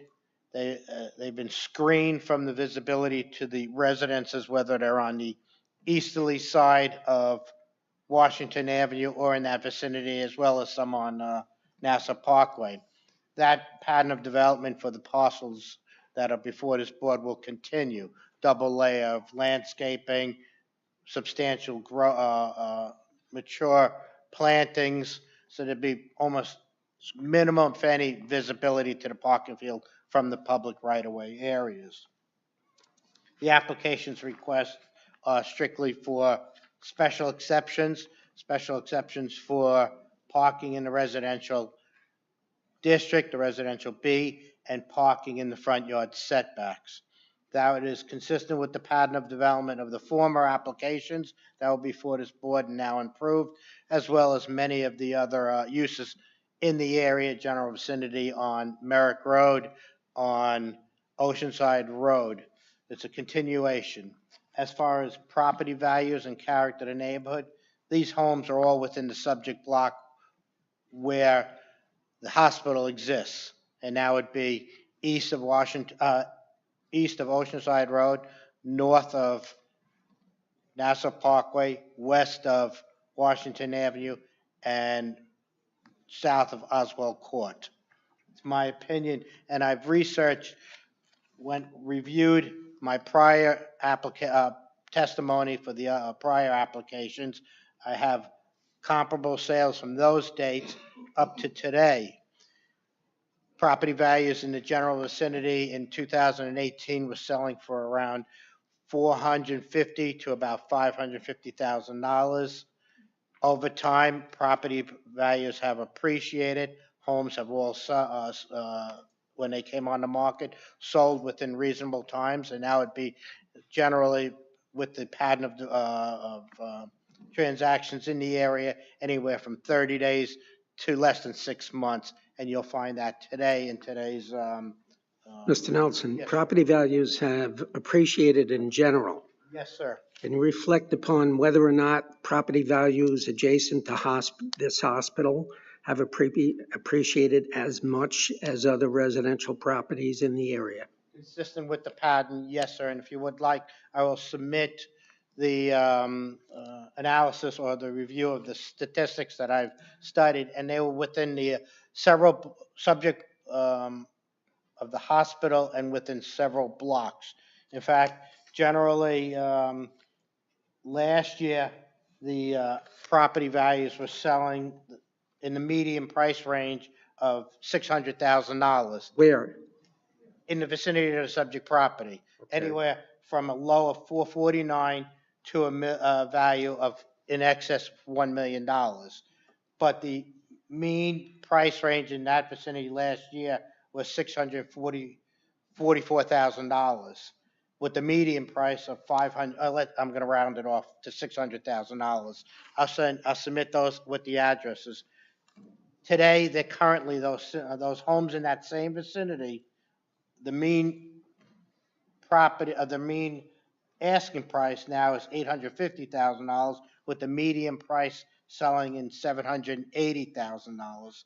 The low at $650,000 is listed currently. So we're looking at houses that appreciate consistently with homes appreciating outside the area, and values have continued to We'll rise. take this in evidence. So it's my opinion that property values, while they've already been affected by the existence of the hospital and the proximity to the parking fields that already exist, that it's my opinion that if granted the applications today as set forth with landscaping, etc., property values will continue to appreciate at a consistent level that the market trends demonstrate. Any other questions for this witness? Thank you. I'll remain here. Sure, you can run. I know that there are residents here who want to speak, so I will conclude our case in chief as follows. The property is an existing hospital that has been an integral part of the community for close to 100 years, and the parking improvements will allow for additional on-site parking for patients, staff, and visitors, as well as partially make up for the parking being displaced by the construction of a parking garage in fall of this year. The parking serves the existing parking needs of the hospital, and as such, the project will not result in a negative impact on existing traffic conditions. The project has been designed to comply with all bulk requirements, and the parking will be screened by a contiguous planting area along Washington Avenue and Nassau Parkway, consistent with the existing vegetative buffer provided by the hospital along Washington Avenue. As such, we respectfully request this board to grant the special permits, and we will just reserve the right to respond to the comments raised by the public. Thank you. We have some people. How many people would like to speak? Could you please raise your hands? Kind of obscuring them. Can you take that down? Okay.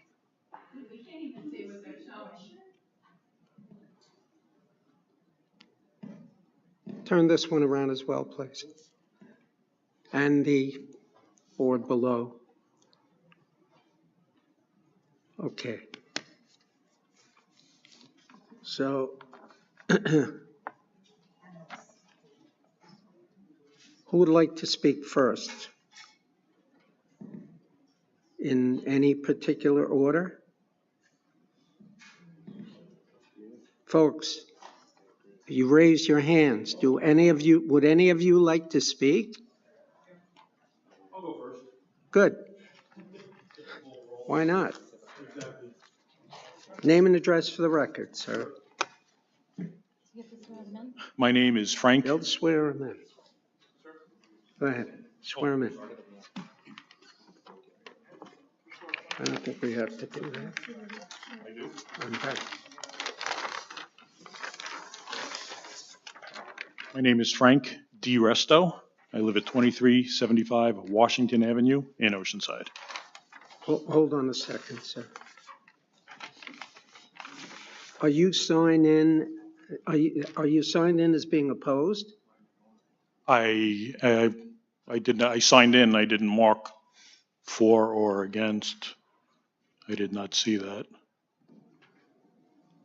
I signed in at the bottom of the sheet. Which sheet? There are a few of them. Oh. Oh, I see you. Okay. Go ahead. Okay.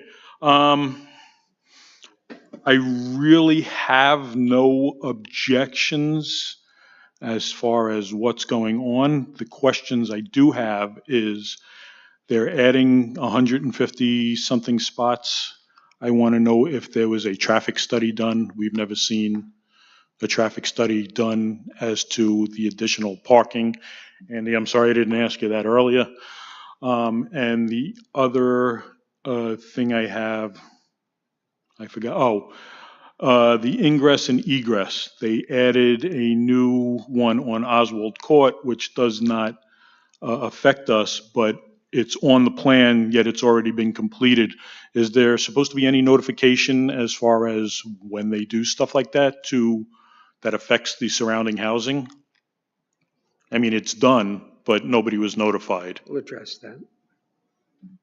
And then, the one final thing was, is it possible to get copies of the gentleman's study of the property values in the area so that we could see which houses he looked at to compare to the houses? I mean, he mentioned the houses going for $1 million. That was one house all the way down at the end of Washington Avenue, which, skews the whole thing to make an average of $650,000, which the houses aren't really going for. Those are my concerns. Yep. So thank you for this. And okay. That was it. Your other questions I'm sure will be addressed by the applicant. I hope so. Or that count. Thank you. Next.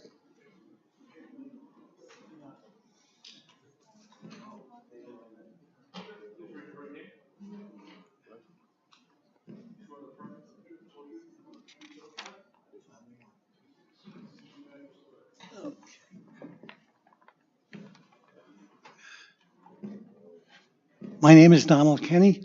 I live on 2427 Washington Avenue, opposite the corner of Oswald Court. These gentlemen just said that they need parking south of Oswald Court on Washington Avenue. I don't know why they're looking for it. They already have it. On 2418 Washington Avenue, which is on the corner of Oswald Court, they already have 6 cars a day parked in the driveway and 5 cars parked on the street in front of that residence. These are all hospital employees using guest permits from residents. Lord have mercy on them, but all the residents in those houses are all dead. The other one is 2424 next door. There are 3 to 4 cars parked in the driveway daily and 2 on the street. 2430 is the next one. There are 3 to 4 cars parked daily and 2 to 3 on the street. Again, all hospital employees with guest permits issued by residents. Sadly, as I said before, these residents are all passed away. Why do you need it? That's my question. Thank you.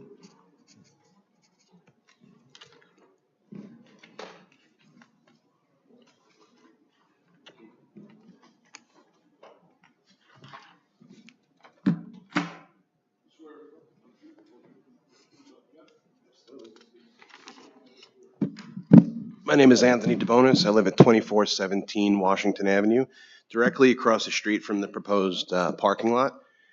I do have a lot of concerns. I'll kind of go through bullet point. My first concern is traffic. You're going to increase the traffic flow to an area that is already overburdened. I live directly in front of the stop sign, the 3-way stop. Nobody stops at that stop sign now. And then you want to increase, you want to add more parking. I know Mr. Nelson talked about home value, but he works for the hospital, so as far as I'm concerned, he's tainted his opinion.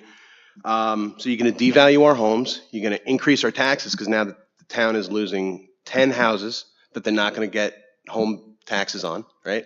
So now our taxes are going to increase. Okay. They just recently knocked down the little strip mall across from Bonbino's and built more parking. So they already added more parking. So, okay. The temporary inconvenience of their parking garage, they want to permanently remove 10 houses for a temporary inconvenience. I understand they don't want to pay Rockville Center for busing people over to the lots. That's kind of their problem, not ours. Not my problem. I still would like to know who approved the zoning on the other 3 houses. That doesn't make any sense. You guys told them they were supposed to meet with us after the last adjournment. They never did any of that. A week and a half later, they finally sent us a note. Hey, give us a call if you have any questions. They were supposed to meet with us as a group, and they never did. Go over any questions we all together had. Never happened.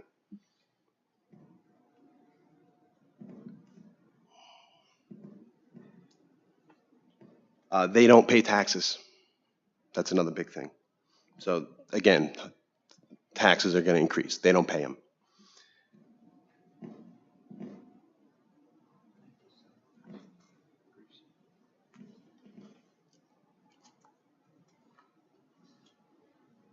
Again, going back to the removing of 10 houses from an area that is highly popular, that families could live in.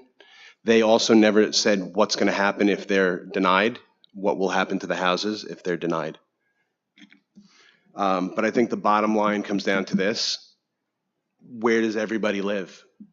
If you live in a nice area, you live in a nice residential community, you don't want commercial, I get that. Would any of you, like a parking lot across the street from your house, to have the houses across the street from your house knocked down and put up a parking lot? Does that make any sense? a permanent thing for a temporary inconvenience on their part. Keep busing them to Rockville Center. It's not our problem. Thank you. No. Anyone else?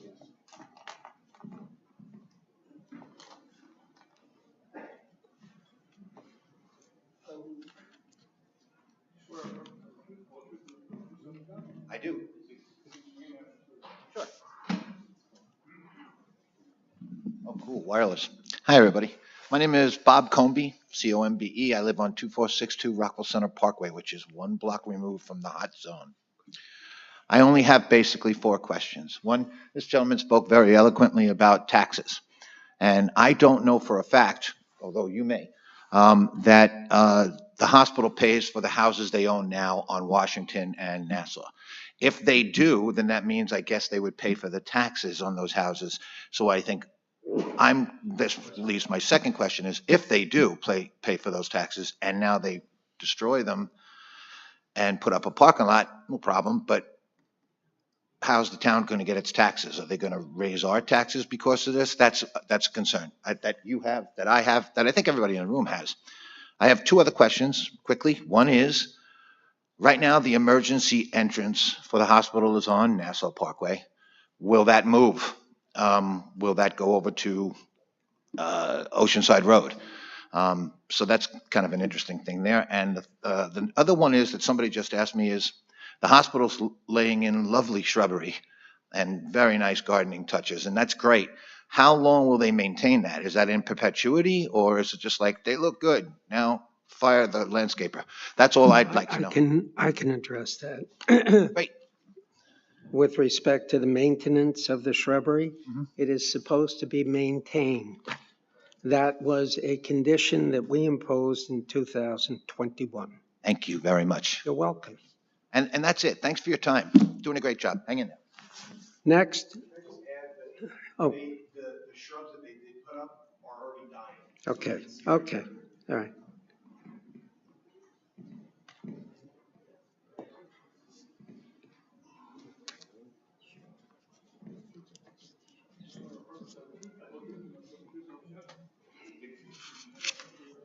My name is Roberto Rivas, 2488 Rockville Center Parkway, Oceanside, New York. The only question that I have is that this whole thing has already been approved. Is what? I'm sorry, I didn't get that. What was that? You said this whole thing is? I'm sure that it's already, No, the board hasn't voted. Please, don't make an allegation. I'm sorry. You're here to give us your opinion. My opinion is. And we have to hear everyone. Everybody's going to get a chance to speak, all right? And then we'll debate, we'll make a decision. Perhaps some of us, if not all of us, will go out and look at the property. We do that routinely, sir. Okay. I'm sure the hospital is going to keep growing and growing. Why don't they make a parking garage in the area of the Merrick Road, which is a commercial area, instead of one little area that is going to be the garage? The second one is, do the town of Hempstead take care or care anything about the school children that are in the area? Because that's a very, very, very dangerous. Right. Okay. And that's it. Okay. Thank you. I really appreciate your time. Thank you. And we appreciate your time. Anyone else? Come up. Oh, my friend.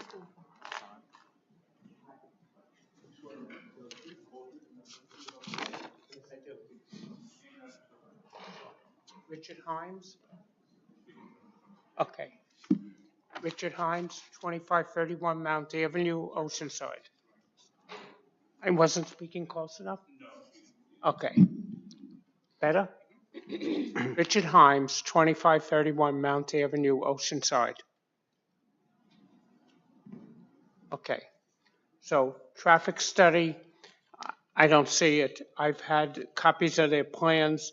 I don't see the exit on the plan. I think it needs to be there. and that's on their side. That they have to show an exit, and the exit, if it's in to this parking field, which it doesn't plainly state, should be on Oceanside Road, and cars exiting should only be able to go north, because north is the side that's on Oceanside Road adjacent to the hospital. If they're allowed to go south, they're going to have to go cross traffic in the middle of the street into oncoming traffic, or hold up northbound traffic in order to do that. Also, as they keep on adding stops, they are not putting a left turn signal on the corner of Oceanside Road and Merrick Road. And there's going to be another 150 cars. There was also the part about their power plant, the old one, that they were going to do something with it. Now they decided that they're not, at least is what my understanding, that they're not going to remove it. Originally, they were going to remove it, and then maybe that was going to be parking. But now they found a new reason to have more parking on Washington and on Nassau Parkway. And I guess one of the things that should have been looked at more closely was when they went for J-Wing in 2018, those people should have been more taken into account, those 5 houses on Nassau Parkway. Oh, who wants to live right with a hospital literally feet from your door, a big building when you're a 2-story building? And that wasn't done. And I don't know what's going to be done going forward to stop them from grabbing more area, doing more building, and who's going to want to stay there. It's not the hospital campus. This is Oceanside Terrace. And they're taking away part of that. In addition, School 5, which was brought up, people walk their children to school. They're close enough. And if they didn't walk them and had to drive them, where do they park? They can't park on the northbound side of the street anymore. There's no parking there as the hospital's gotten bigger. You can't park, you could pull into the circle, but the buses go into the circle. It's not for cars, etc. Things have to be a little bit more long-term. They can't be short-term, and they can't only just keep on going. Oh, we took this, we took that, we want more. They have to stop at some point and say, this is where we are. And again, back to the power plant.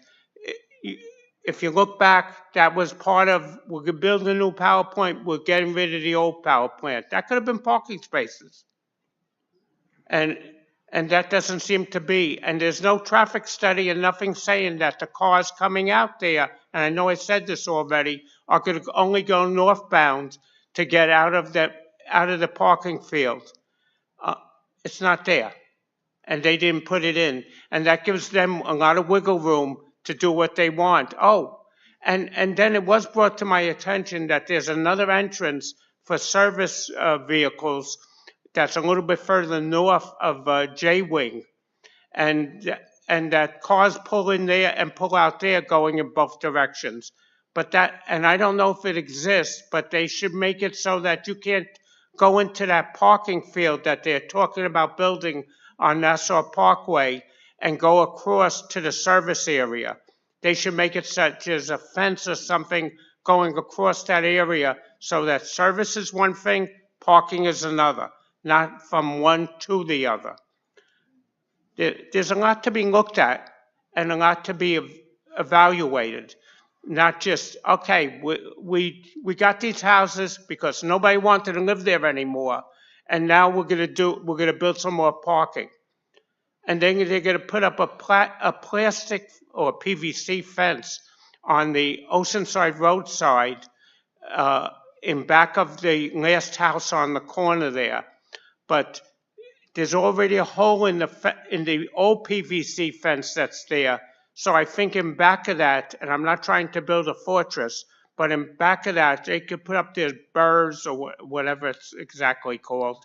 But right in back of that, they should put the fence that they're going to put on the other side so that people can't walk in and out It won't be that much, but it will make it so that it's better protected for the cars that would be there. That's it. Thank you.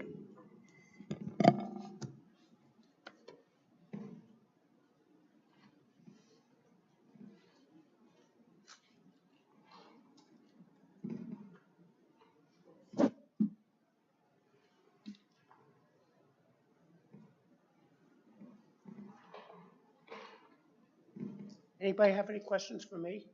No. Thank you.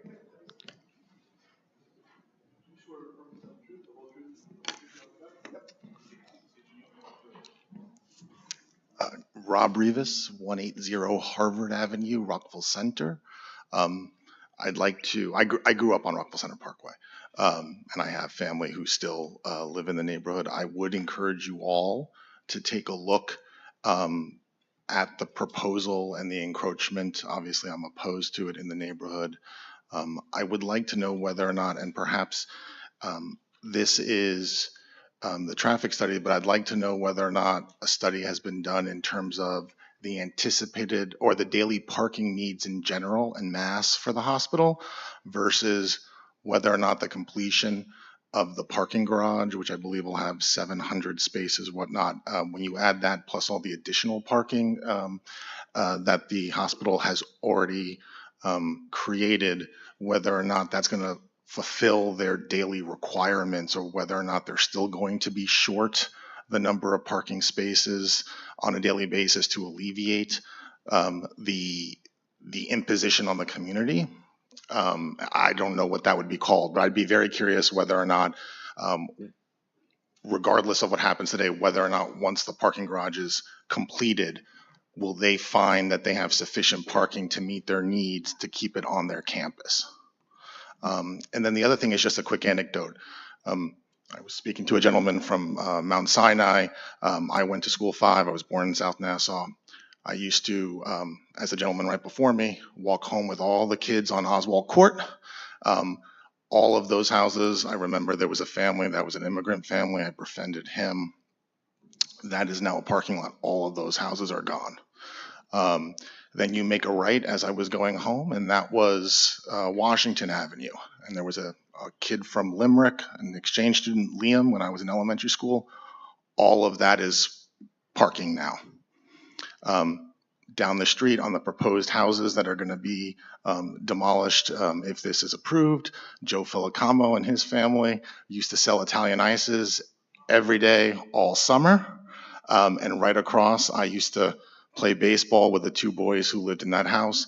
Those houses are now proposed to be part of the parking lot. So as you consider this, I would just emphasize the quality of life for the community. Used to have much more pedestrian traffic in the community when I was growing up. Halloween now is a shell of its former self in the area. I attribute that mainly to probably parents trying to keep their kids away from all the parking. But the encroachment that the hospital has made into the terraces, regardless of what the appraiser says, has brought down the quality of life for families trying to bring up children in the area. I'd urge the hospital and the board to come back with perhaps a little bit more of a ingenious plan for how they can temporarily create the spaces they need until they can create the parking garage that's required. That's it. Thank you.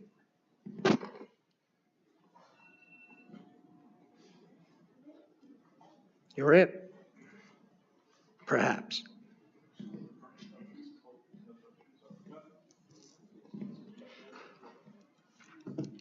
Good afternoon. My name is Laura Hetzel. I live at 2433 Washington Avenue. My house is one of the houses that is directly across the street from this proposed parking lot. I'm not necessarily opposed. I just came here to listen at first, but in looking at this picture right here, it looks like they're trying to come further out onto Washington Avenue. Maybe a couple of feet. I think that's what that blue line right there is.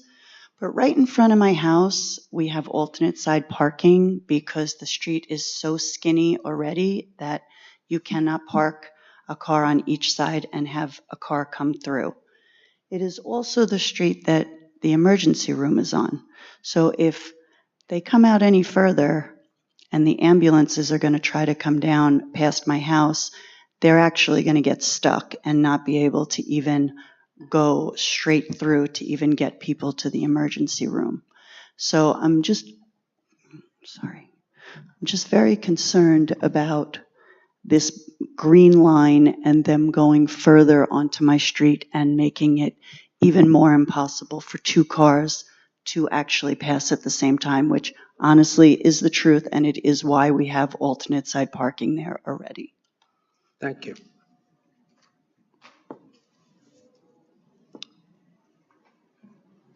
Come right up. Just a minute, counsel.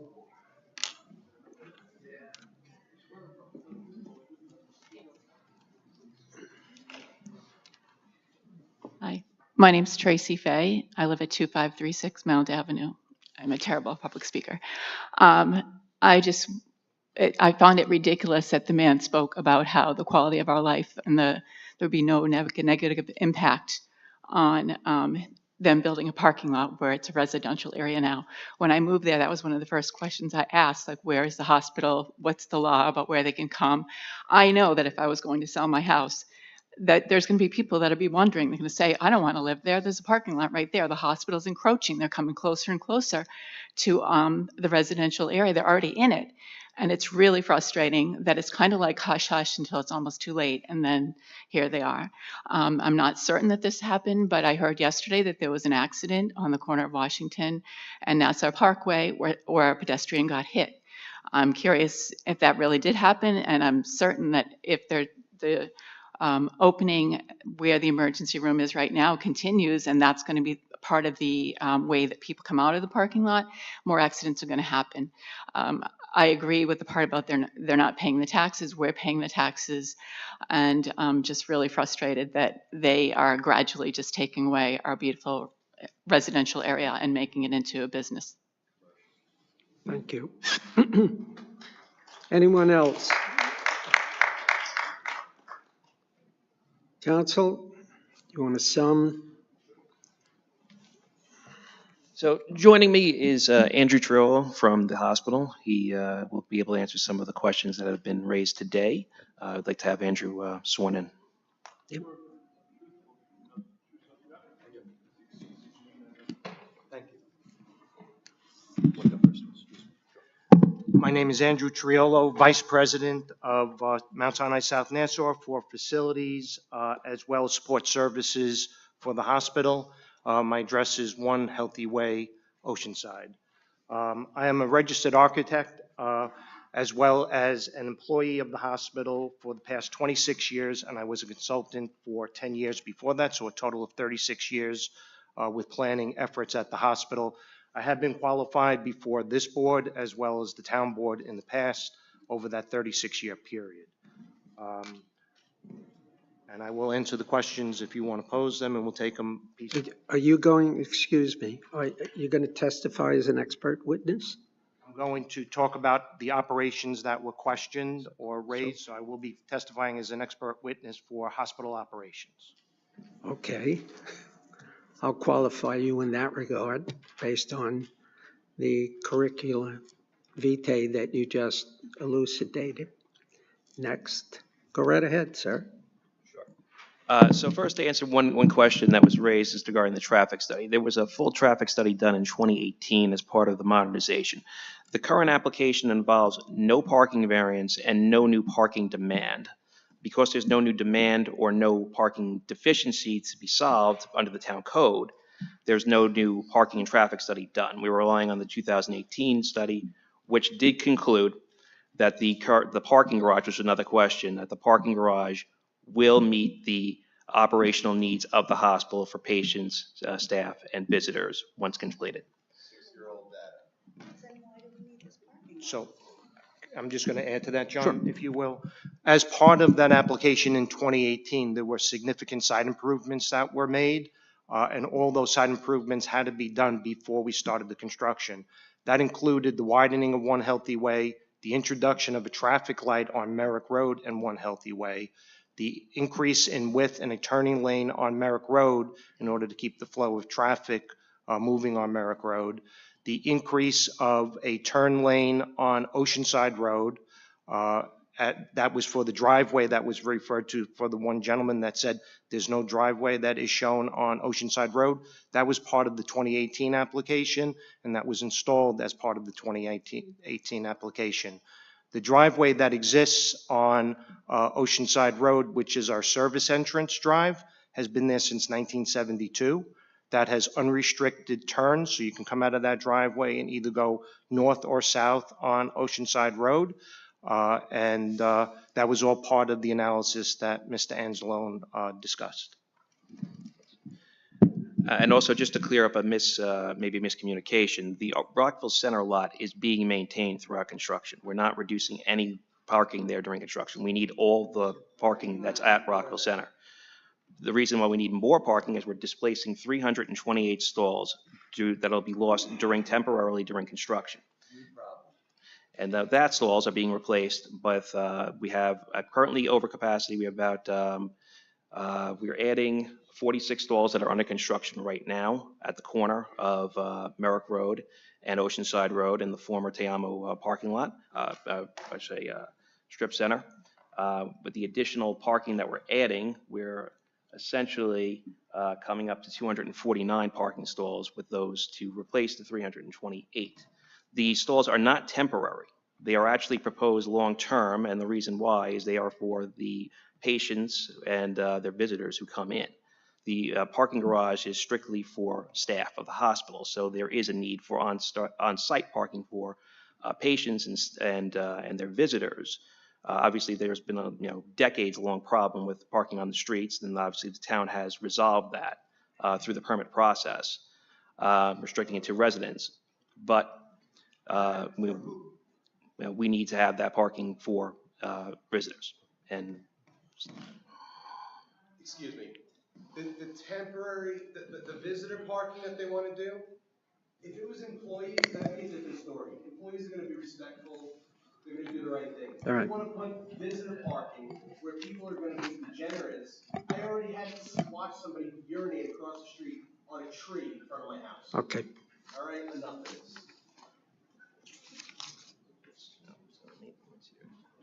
obviously, So one of the comments, Mr. Chairman, Board, was our relationship with school number 5 and our lack of respect for school number 5. We meet with them on a quarterly basis. It's Dana Sanneman, who's our VP of External Affairs, and myself as a facility representative. I am in charge of engineering, security, and construction at the hospital, as well as internal EVS. So we meet with School 5 on a quarterly basis. We constantly have communication if there's any concerns. As part of previous agreements, we actually have security officers that help cross children that are walking down Oswald Court. We have a security officer on Washington Avenue in Oswald Court.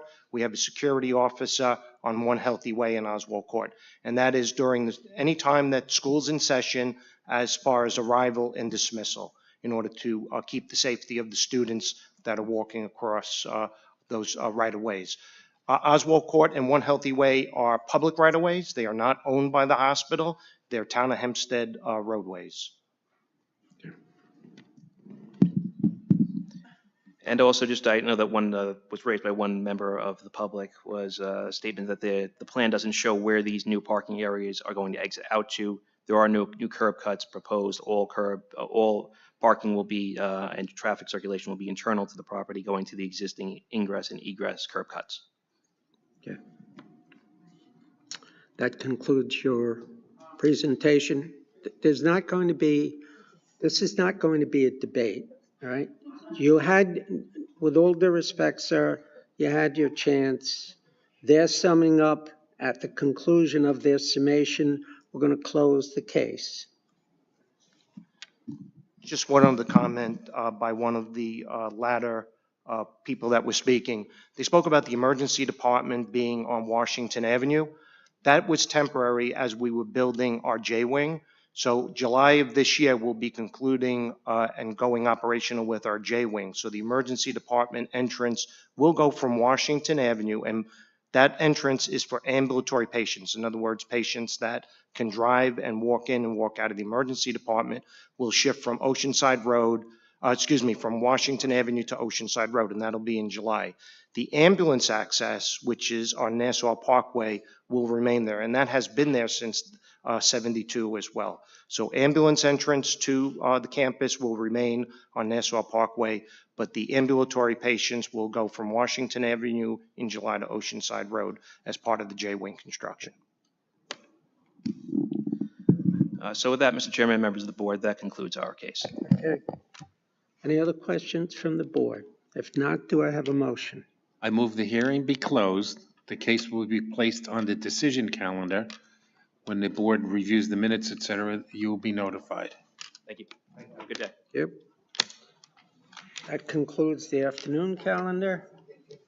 Second.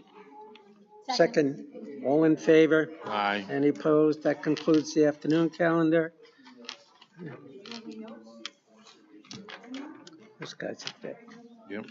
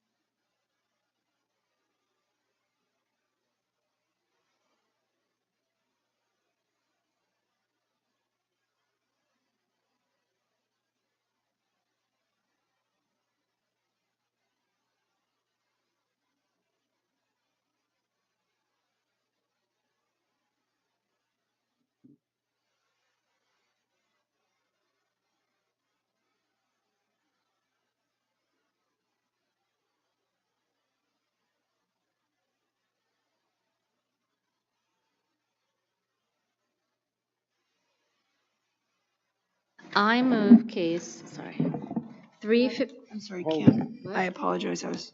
I'm behind it. So this is the case where Mr. Regano suggested that the living fence be cut back near the neighbor's driveway. And that is, living fence is before us as to its height separate from that cutback. Also, I would think that it would make sense for us, given that that fence is not only blocking the neighbor's driveway potentially, or at least theoretically, it's also the old-fashioned clear sight triangle corner. So I think I asked him, but in either case, I would, if we're inclined to approve it, I would suggest that we have a condition that the fence forward of the dwelling shall never, the picket fence shall never be made any higher in any portion and shall not be replaced with any fence that's not equally see-through. I'm sorry, however you want to. Okay. So that's. However that motion was, would somebody like to second it? Second. All in favor? Aye. Any opposed? Sorry, Any Kim, you can make the abstentions? next one. 316 of 2024 near Westbury, Mirasol, Silan, and Mark Allen Base. Do I have any comments from the board? If not, do I have a motion? Does anybody want to make a motion? Or I'll we can make a sit here all motion. night? Case 316 of 2024. That's the air conditioners. I move that case 316 of 2024, property at 11 Patience Lane. Oh, look at that address, Mr. Chairman. In near Westbury. Near Westbury be approved as requested. Second. Second. All in favor? Aye. Any opposed and abstentions? Next cases, 317, 18, and 19 of 2024 near Westbury, Lanny Friedenthal and Scott Heaney. Do I have any discussion? If not, do I have a motion? Go, Joe. I move that case 317, 319 of 2022. 24. Yeah, that too. 1 year. Still in COVID. Been here too long. 62 Cobalt Lane in near Westbury be granted as requested. Second. Second. All in favor? Aye. Any opposed? Any abstentions? Next cases, 320 to 322 of 2024. Edward C. Gabalski. Any discussion? If not, do I have a motion? I move cases 320 through 322 of 2024, location of property 3275 Jason Drive in Belmore, be granted as requested with the condition that the decks never be enclosed and never be made living area. Second. All in favor? Aye. Any opposed? Any abstentions? Next case, 323 of 2024 Roosevelt North LLC. That case was adjourned to August 7, 2024 at 2 p.m. Okay, next case, 324 of 24 near Valley Stream. Abraham Rodin. Do I have any discussion? If not, do I have a motion? Make a motion, 324 of 24 North Valley Stream, Avram Roden, that we grant their variance but based on a new housing, a new house. Is that what it is? Yeah. Sure. Yep. New conditions, new home conditions. Second. All in favor? Aye. Aye. Opposed and abstentions. Next case, 325 of 2024 near Valley Stream, Richard and Monifa A. Campbell. This is a mother-daughter. Do I have any discussion? If not, do I have any motion? I make the motion. Second. It's going to be Mother-daughter conditions. All in favor? Aye. Opposed? Any abstentions? 326 of 2024. This was a heavy. Barbara Green and Kyle Cronin. This is the wood deck case. This one also, they agreed to a condition that they'll not cover it or enclose it if granted. Right. As amended, does somebody want to second that motion? Second. All in favor? Aye. Any opposed? Any abstentions? Next case, 327 of 24 near Garden City. This was probably the least controverted case I've ever seen in my life. Agreed. I mean, it's a mall. Somebody want to make a motion on this? I move that we grant case 327, 2024, Clawcade Amusements 5 years, Wait, 5 years? yeah, 5 years. Why? It's an arcade, game room. 5 years. Well, wait, And that there at least be an adult on the premise supervising at all times. Second. can you explain? Do anything you want. No, I just want to understand. I don't Yeah, so have a it dog in the doesn't race. I deteriorate. just We want always to. do that? We always did that on arcade cases, Chuck? As far as I remember, My yes. concern is just financing. Is this going to preclude or make an issue for the applicant to get financing if they can't say they have a permit? You know Because what? the business loans. We're gonna hold that case. Okay. All right? Hold it. Because if their withdraw my loans, motion. if their financing for the machine is based on future cash flows. I think if they finance short term, they don't go out a lot. Yeah, but it's, okay.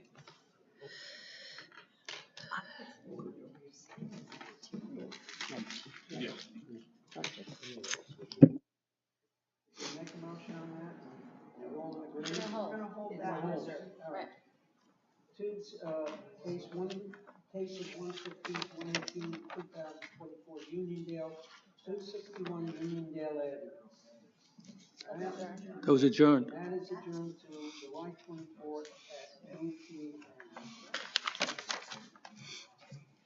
Bill Stream Realty, case 162 of 2024, that too has been adjourned to 7/24, 2 p.m. That is marked final.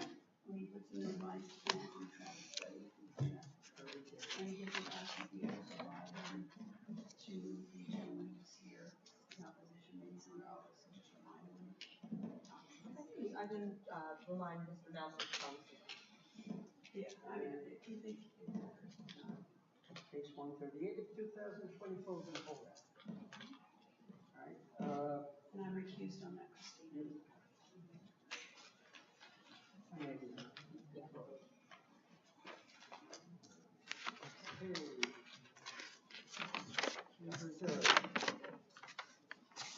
Can I ask a question about that one? Will there be any interaction between the hospital and the residents? Yeah, will there be any interaction with regard to some of the concerns of the residents who live in the area, who are here today? Will there be any communication with the hospital? If They choose to do so. Yeah, but, If they choose to do so. yeah, We often promote, particularly if there's a case where we adjourn it and there's people here, that before you come back, might make sense for you to reach out and try to work with the community to resolve some issues if possible. yeah. Now, I just. We can't force them to do that. Right, We can suggest, and a lot of times, I quite frankly, I'm a wee bit surprised. Me They too. did not conduct some sort of a Yeah. Usually they do. We really recommend. In some cases, the chairman recommends we all go take a look at it. I know, Mr. Plumer, you already went and did a physical inspection in advance. You know, you see, the student outshines the teacher here. The only thing they said that was true is that the old landscaping that they're supposed to take care of, you know, is a little run down. So maybe they could spruce it up. You know, like, that's the only thing I noticed. Everything else is sort of right on, you know, what they said. I mean, it's, What do we have on reserve? Anything on page 1? So there were a couple of the cases on reserve that earlier when I was chairing, council asked about, and I recommended we hold it for you to say whether or not that matter is right for us to resolve. So I don't know, maybe like, for example, page 122. Just a little bit of an update. We did reach out to the attorney about going up and not out, and apparently back in 2014 or so, that was initially brought up, and apparently the community did not like that idea to go up and put a parking lot. And it's also apparently very expensive, according to the attorney, if they were to go up and provide parking. Oh, I understood you earlier to say they were against the parking lot, but it's both. It's both. It was two separate, But, separate issues. it, do we think that means that they would rather they go out, or do we think it means they don't want more intense use there? I mean, I am hoping, based on what they are proposing now, that they would not then go up, because it's rather significant relief that they're seeking. Right, but if you recall, Mr. Agano, I'm kind of against the high lot area occupied, because, so leaving aside the parking variance, which they're gonna need regardless, and leaving aside the alleged significantly greater expense, initially, I was of the opinion, and we had some discussions, that, if you are here and you buy this lot here and you want to expand out there at like 58% or whatever it is, okay, maybe if you agree not to go up thereafter because the intensity gets so significant. They refused to agree not to go up, and then they apparently thereafter said, we'll agree to 6 years, we won't go up, and then 10 years. 10 years. But my opinion is they can achieve the same thing by putting probably an as of right here, if we still grant the parking variance. So as in our Lupa case, I feel, and I'm just saying it as part of this discussion, I feel like it's better they go up here than out here to achieve the same thing. They'll have a little bit of parking here. They'll need a parking variance anyway. We're not precluding them from the religious use by giving the parking variance, whatever that is, and saying, you're not going to do 58%, because we basically, by way of what they've told us, they at some point likely intend to go up also. And so that becomes a significantly intense use. But If they were to go up, they would need relief from they this have to board. come back. Correct. It would trigger parking variances, so they would have to come back. Well, they need parking anyway. My opinion was to grant them the parking variance, but not grant the lot area occupied. But I'm one, and I just bring it up for people to talk about. I also mentioned that they did also ask for, if they, they were agreeing to the not building up for 10 years, they did ask to modify some conditions as well. It's just like it's such a significant request. And I don't recall the side yards and rear and front yards, but it's literally taking up so much of the lot when they could go up a little, put some parking there. And now their argument is that the cost of building the same thing on top of, instead of there, is so much greater. I mean, I think granting them a parking variance and saying, put that addition on top instead, which is basically as of right, but for the parking. And give them the variance. Give them the parking variance, which would be And let them less. go up now. Right now, that's right. That's my opinion, but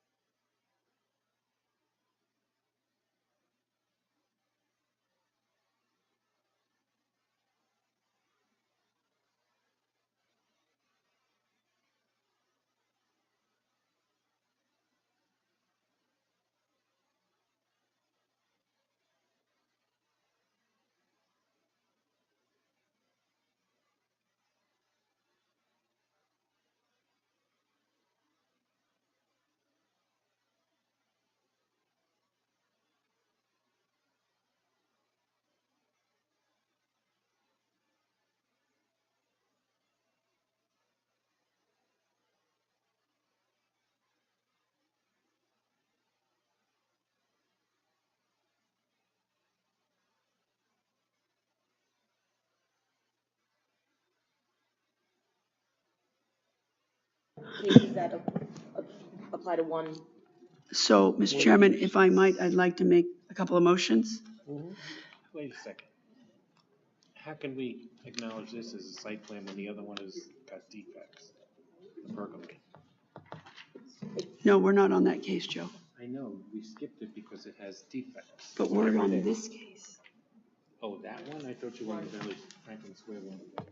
No, on 217. So on 217, My bad. which is 217 of 2024, the property is located at 773 Gulf Drive near Valley Stream. I make a motion. That's the mikvah? Yeah. That's the We're not mikvah. on that one. Oh, so I'm wrong, Joe. I thought that's the one. No, Again? this is, okay, so. Don't let me lead, blind leading blind. This is the sword fight.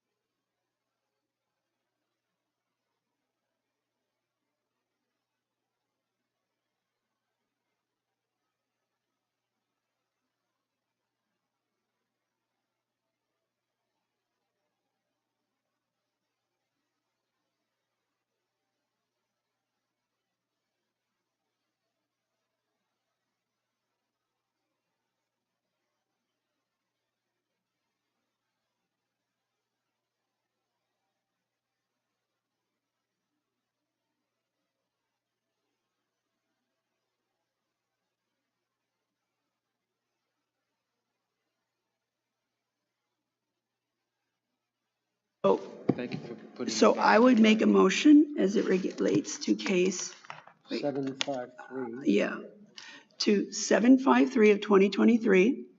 The property is located at 164 Harrison Avenue. Elena Carrillo and Christopher Crane are the applicants. That the board adopt the draft decision prepared by counsel to the board. Second. So that's denying the case and basically affirming the building department. Second.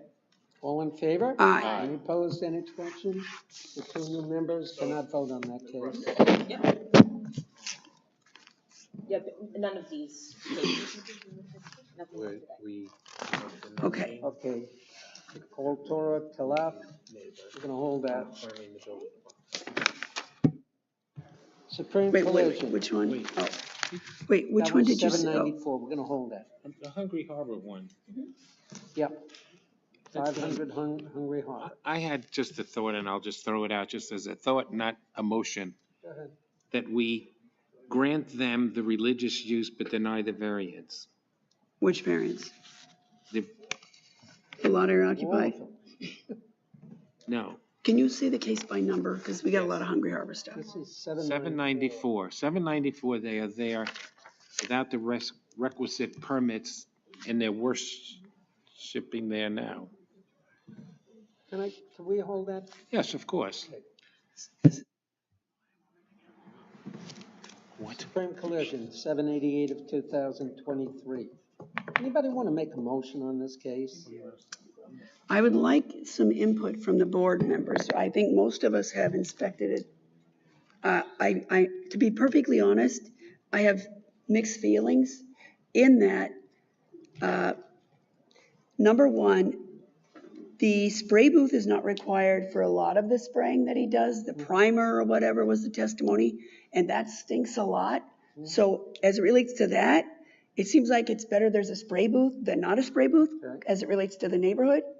I did observe when I was there, as are a number of us, there did seem to be a very extravagant and professional exhaust system taking it out of the area. From my observation, I didn't see it in operation. I did also notice that I couldn't smell anything. Maybe they weren't painting. So I feel like it's very mixed bag here, and I'm not clear on what's best for all of the stakeholders involved. Let me ask you a question. The variance in off-street parking, wasn't that coupled with a request to park in the front yard, which is right on Hempstead Turnpike? Well, it's not listed here. I know it's not listed there, but I thought it was in a prior iteration. Well, I know in the testimony, remember there was this testimony about the applicant putting cars at the car lot next door? Because I remember when I was there, it was so jammed that I went to look at it and the owner of the lot got offended. Like, what are you doing here? And I said, no, I'm just, yeah, whatever it is. Did they evidence an agreement whereby they? No written agreement. Not at all. And that car lot was full 5 times when I inspected, on 5 different occasions. Oh, it's jammed. And they were spraying. They're storing cars in the front yard spraying- setback, they're probably They were illegal. spraying, and they have garage doors at the rear of the building. Right. So that when they spray, they keep the garage doors open, even though the spray booth is in there, right? Right. And they open the doors, and the neighbors can smell paint, because I was there when they did it on 2 occasions. You know, the car lot next door has cars parked in every inch of it, including in both front yard setbacks. I mean, how does that? You want to cite them? I'm wondering if we should look at what's supposed to be there, particularly since the applicant relied on putting his cars there. I don't know, Christine, I'm sorry. Did he We're submit belated. any He must get evidence sick that of he had a this. right to do I'm that? sorry. There's no lease.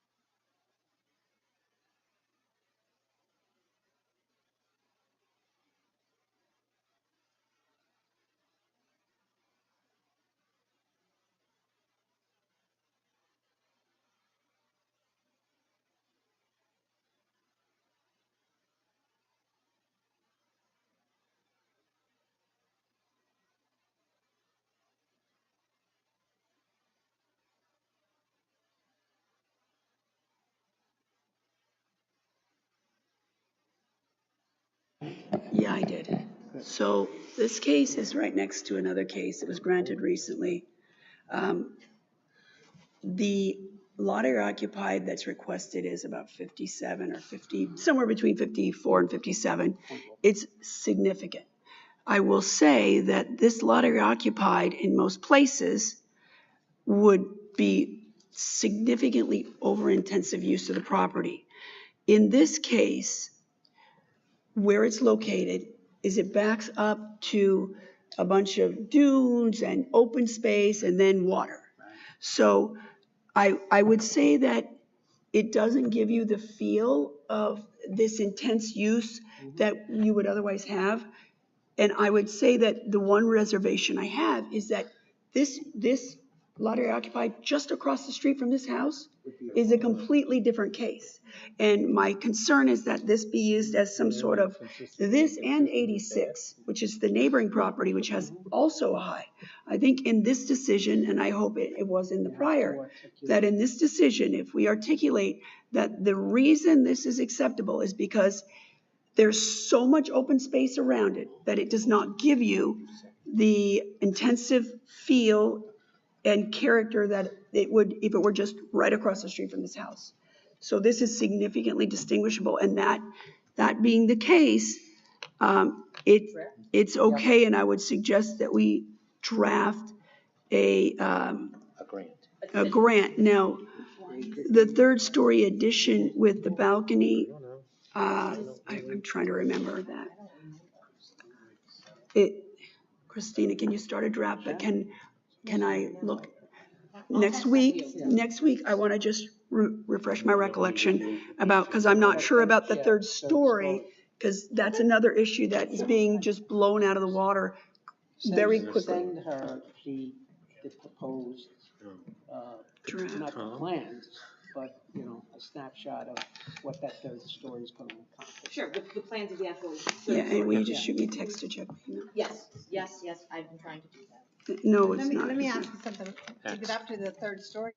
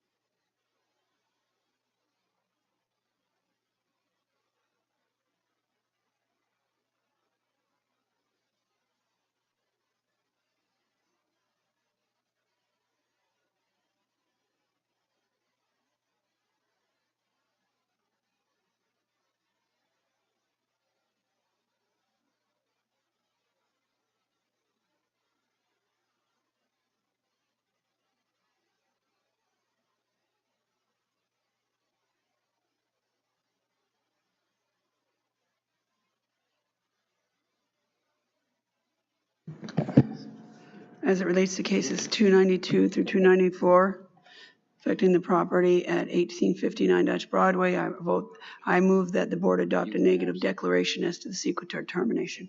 Second? Second? Second on the sequel. All in favor? Aye. I further move, Mr. Chairman, as it relates to the same two cases, that the board grant the application as requested with any conditions that would normally be imposed. Second? All in favor? Aye.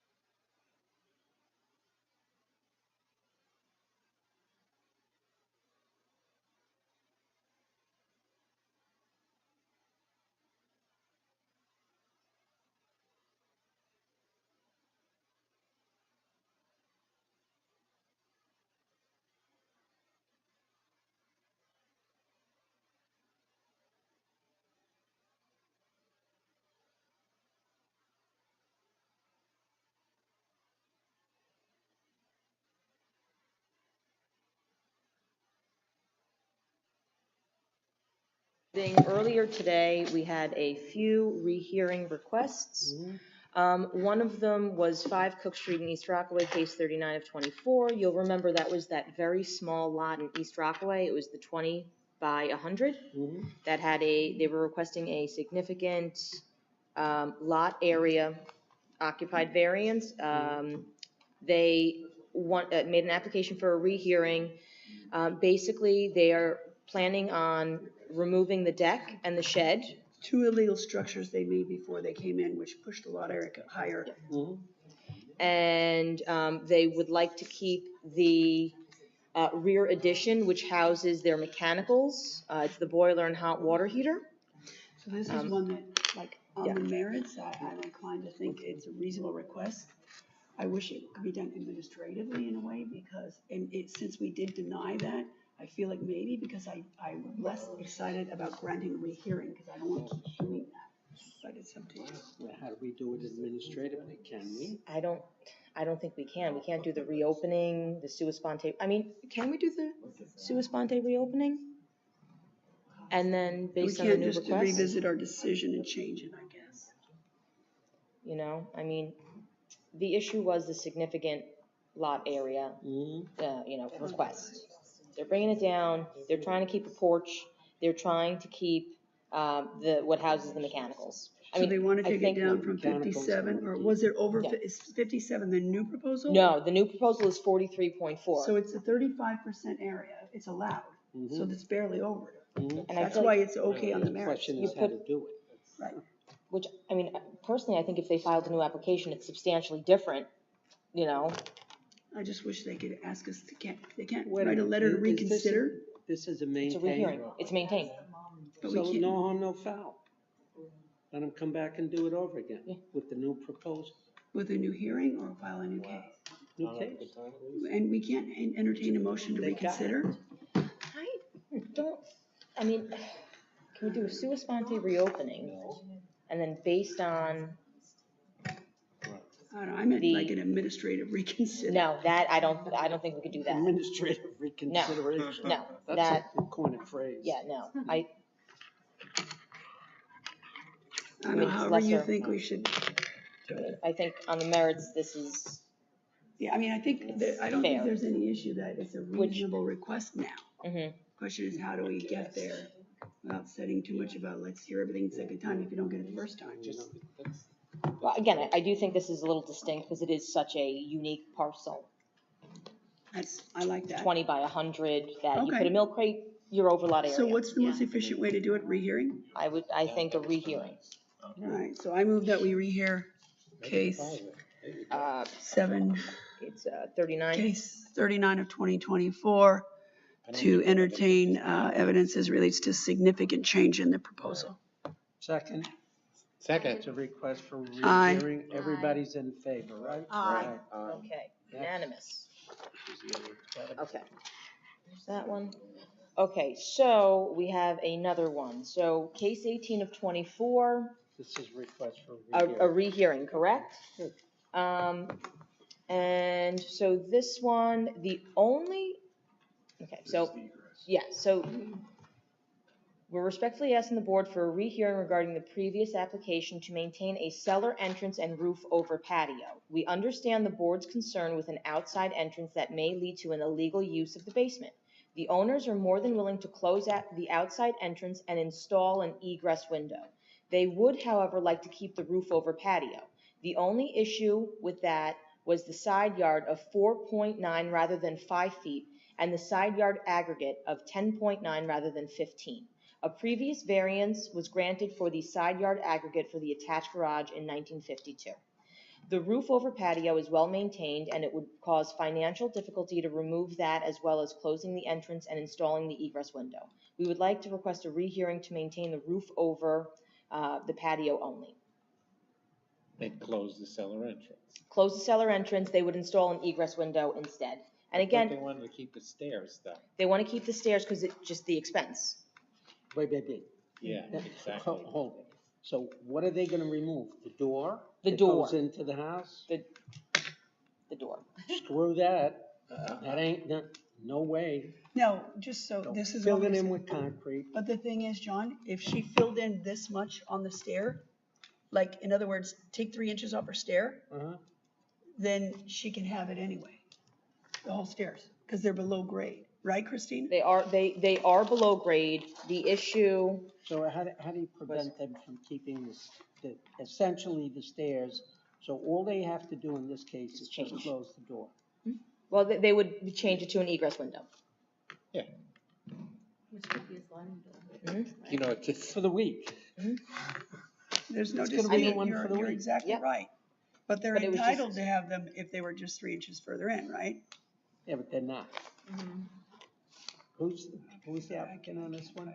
Well, it was Tina Pangalo. And where is it? It is in Square? Uniondale. Can I have a- Yeah, sure. Trying to go inspect it, John. So did it have, where was the patio in relation to the? So So wait just a the minute. roof over is just right over the staircase. Yeah, so how do they call that? Why do they call that a patio? Patio. Yeah, I'm sorry. No, I'm sorry, yeah. It's not a patio. It's a roof over a staircase. Where the hell is the staircase? It's back. Staircase? Oh, Yeah, you can see it. yeah. It's easier to see, I think.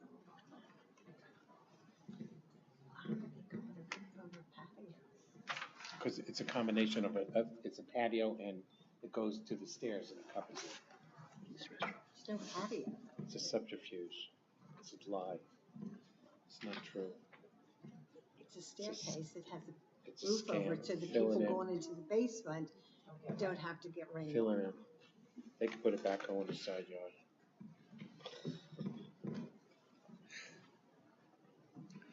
Has to be unanimous. I don't think they're gonna be able to do that, right? Take a vote. No. I'm opposed to that. Okay, that's it. One kills it. One kills it. But don't we want to wait for Mrs. D'Amato to come back to No. argue with me? No, Sorry. no. Please. Next. Okay, next, so we got a call from Sal from Permits R Us with respect to a case that was on.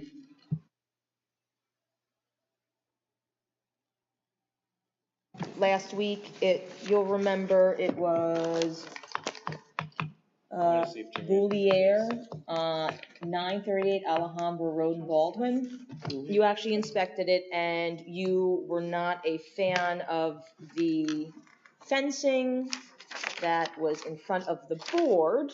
And you basically, it was granted in part, denied in part. The clear sight triangle, that's what the board took issue with. So you'll see, this is the area. Now, back in 1994, that same area of fence got a variance from this board. So we got a call from the applicant asking if the board would reconsider its decision. I also would like to make mention that I believe that fence, which was temporary, subject to renew, they renewed it, I believe, once, so it's been expired for about 20 years. So, but we told them we would bring it to your attention if the board would be inclined to reconsider its So it was granted decision. in 94, it never Correct. renewed? It renewed once. Once. And then never renewed again. That's why it's here. Correct. That's why it needed the relief again, Yes. even though it was already approved at one point. And he wants us to reconsider. So if we choose to grant it, would it be reconsider it? I mean, I've never heard the phrase. Well, we would. We're just reconsidering it? Well, no, it would just be to modify our decision from last year. Just like that? That's it? Okay. I guess No? I'd vote to Am I- reconsider it if we could do it that way. Can we? Modify our decision? Yeah, because it's basically based on another grant. Do you have paperwork for paper trail? Or could it be just brought to our attention by council and saying the board finds that a mistake was made? That basically it was previously Well, granted. Okay. I don't want to say a mistake was made. Yeah. It, To our attention? Yes. The fact that this was granted So, in 1994? Right, there you go. So we call that in the business. That's incompetence. That's what I call it. We call that in the business a corrective resolution. I've got it. So that's, it would be I a mean, modification. the burden, maybe am I too severe? No. I mean, how come he didn't say that when he was here? No, that's part of the whole 100%. presentation. Yeah, so Christina. He claimed he did. And I know you like him very much, claimed he and did. you would He never claimed he did. want to do anything. Sal.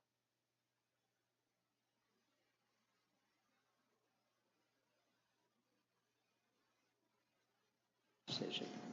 So a corrective resolution. Yeah, well, yeah. Notwithstanding the fact. But I'll do a little, I'll that make my mention. recollection was he didn't bring that up. Right. Unless, and I don't want to redo the minutes. No. But if somebody did, I'll bet it's not there. I'm sure it isn't. Otherwise, we wouldn't have done that. That's like his partner in crime who never goes to a house.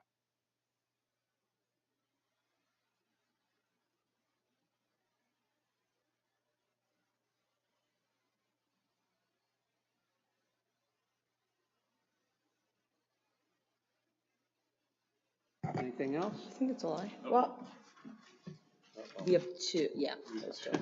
Two. Surprise. Extensions of time? Nope. Damn. Go ahead. Rehearing requests. More rehearing. Yes, we had a This is bunch of gonna them this get week. Dicey, right about now. That's 4 in one day. It's gonna be 5. It's gonna be 5? It's gonna be 5. Michael Dorr, 1739 White Street, North Belmore. This was the gentleman that had the 2 feet and the 2-foot height variance, where the contractor built the house, and then when they went out there, it was 2 feet above. This is very similar, if you correct me if I'm wrong, to the 5-foot mistake that was made in East Rockaway that, all right, so now I guess we can set a new precedent by approving this garbage. And when all they have to do is come in and say, gee, the contractor made a mistake, and this board is gonna grant it. Yeah. Is that right? Yeah. So tell us Okay. about this one, will you, Patrick? Is that the guy that was here today? That was the gentleman with the Yeah. yes. The guy with the cast? Mm-hmm. Oh.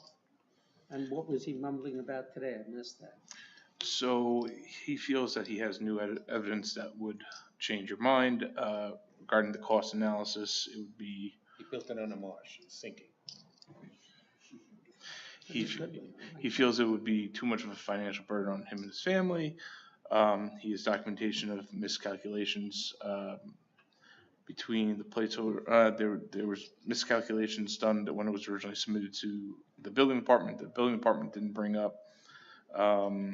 the elevations. Yeah, demonstration of good faith. I would provide documentation showing that I have, in good faith, tried to adhere to all town regulations and the board. Is this a construct?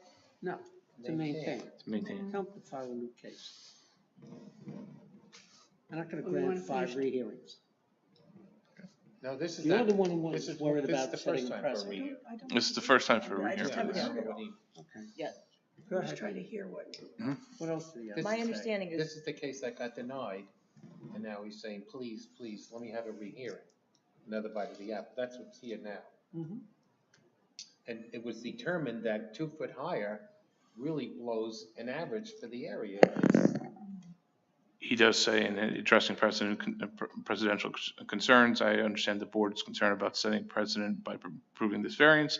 However, I believe this is a truly unique case. The missing elevations on the initial plans, which were subsequently approved by the building department, contributed significantly to the current situation. The subsequent plans.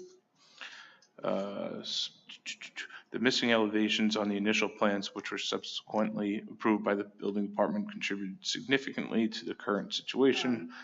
Furthermore, according to Joseph Camerata, the building department has since implemented a policy requiring complete elevations when building proposals approach the height limit. This new policy demonstrates that the previous process had shortcomings, and safeguards are now in place to prevent similar construction going forward. Comparable properties, I have addresses of several houses in the immediate neighborhood that appear to have similar heights to the existing addition. This demonstrates that the structure's height is consistent with the general aesthetic of the area and does not create any undue burden on the neighborhood. It's well articulated.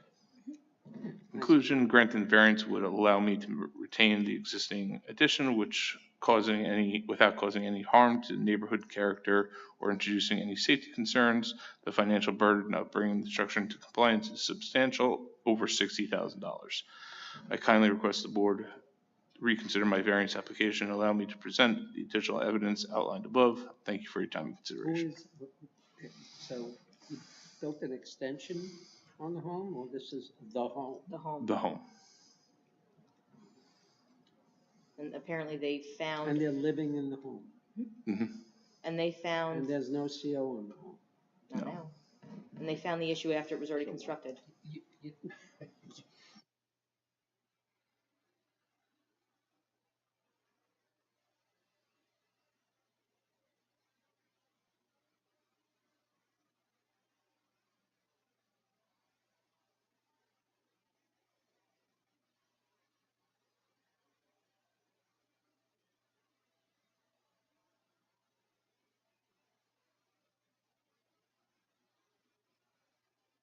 Homes that are 19 foot built above. Yeah.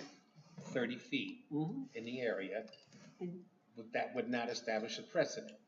However, if he's the first one here, then we are establishing a precedent. And how old are the homes? Because there are homes in my neighborhood, I'm sure, are not, You know, they built today. pre-code. Sure, Well, yeah. even so, even the building code back in the 1950s, it was just 2.5 stories in a Res B, didn't have number of feet. Correct. So. So are you. Mm-hmm. What do you want to do? No, no, I never know. You're the one who brought it up. Yeah. I agree. Yeah, sure. Sure. Sure. Old Victorian homes, right? If you feel that equitably, we should grant them a rehearing. Well, let me ask We you, could always if deny him we, again. wait, if we didn't grant a rehearing and he had to refile it, basically he has a complete file, right? Except for the new materials, right?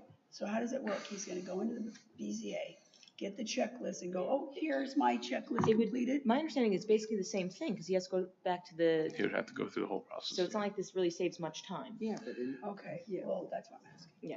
It So might- I think he should file a new case? Yeah. Yep. But, I mean. Wait, He's still.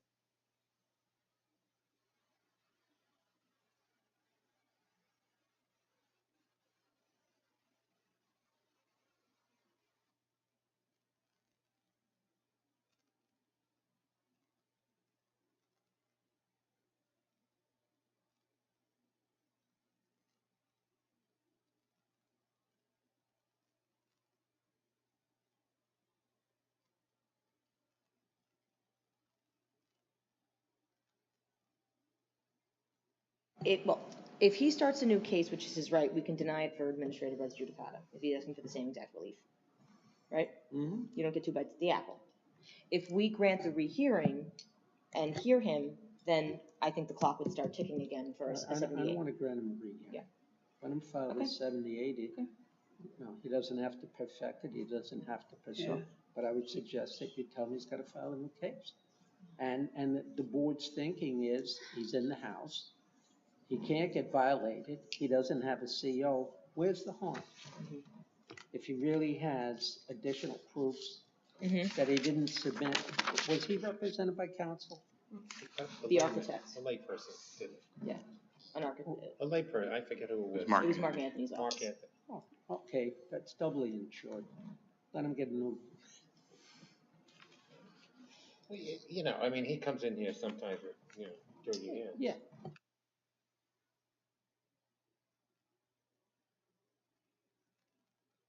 applicant's point of view, there's really not much difference between us granting the rehearing and he filing a new case, with the risk he has that when he files a new case, we would not hear it, where we would decide it based on res judicata. But if in the new case he presents new information at the outset, then he has a reasonable argument that it is a new case and it is different. Could make this.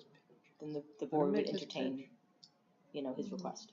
Do you think that seems fair, Christine? I think it seems fair. I do. It's a tough place. It, you know, and, you know, it does seem like, due to no fault of his own, you know, he wasn't measuring during construction.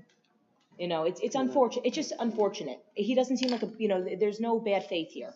Didn't he You know? have an I mean, it's architect only that built the $60,000 goddamn to thing? cut it back. Which, by the way, does Contractor. distinguish That's not a that big case deal. from East Rockaway, Settle it in a because minute. I believe there was bad Yeah, faith there. yeah.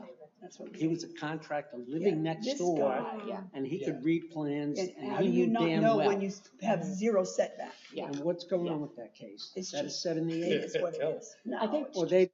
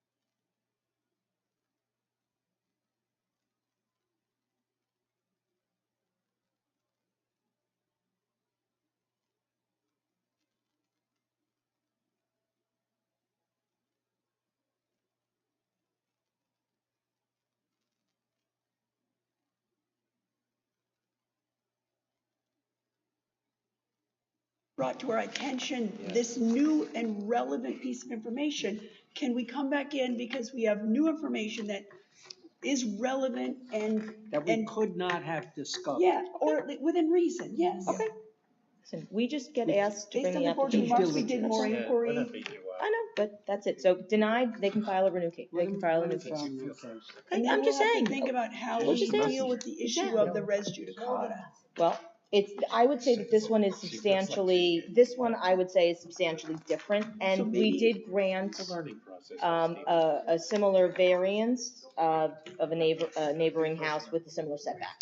So maybe you mention to them when you tell them, you know, that they might want to put out front there.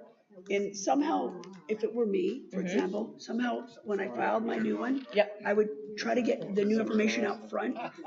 Like this is significantly different than X, Y, and Z, so that the first blush doesn't scream res judicata. Sure. So they pass that hurdle and then they can explain it more further to us. Tomorrow's, there's sexual harassment. Okay. That goes on for how long? Sexual, like an hour and a half, I'd say. And if you answer all the questions. If you participate, they get you out. So he said to us, I promise I'll get you out of here. It's like, let's say it was supposed to be an We hour had and a fire 15 drill. minutes, and he goes, we'll be out of here by 9:15. So I thought it was like an hour, not just me. We're like, what? I thought it was whatever. He goes, I'll make you a deal. You participate? Yeah. I'll get you out of here by 9 or something like 10, whatever it was. My wife has a 10:30 doctor's appointment that I must accompany her to, so either that or I come in June. She's got a doctor's appointment every week. This one, she's got to have laser surgery. On her eyes? I don't know. What time does it start? 10. Oh, yeah, it's gonna be longer than, it's gonna be over a half hour. I never ate it. Yes. Can I make a motion to conclude the program? I make a motion to conclude. I second. All in favor? Aye. Any opposed? Any abstention? Program was a good word for this. I like that. Entertainment today. Well, Thanks, John. Yes, thanks for your help. John, are we done? Thanks for we're doing done. Somebody can make a motion to go home? Yeah. Thanks for We doing I just- second it. You second it? I second. All in favor? John, is this yours? Yeah, John, no, I oh, appreciate are you staying? This is yours.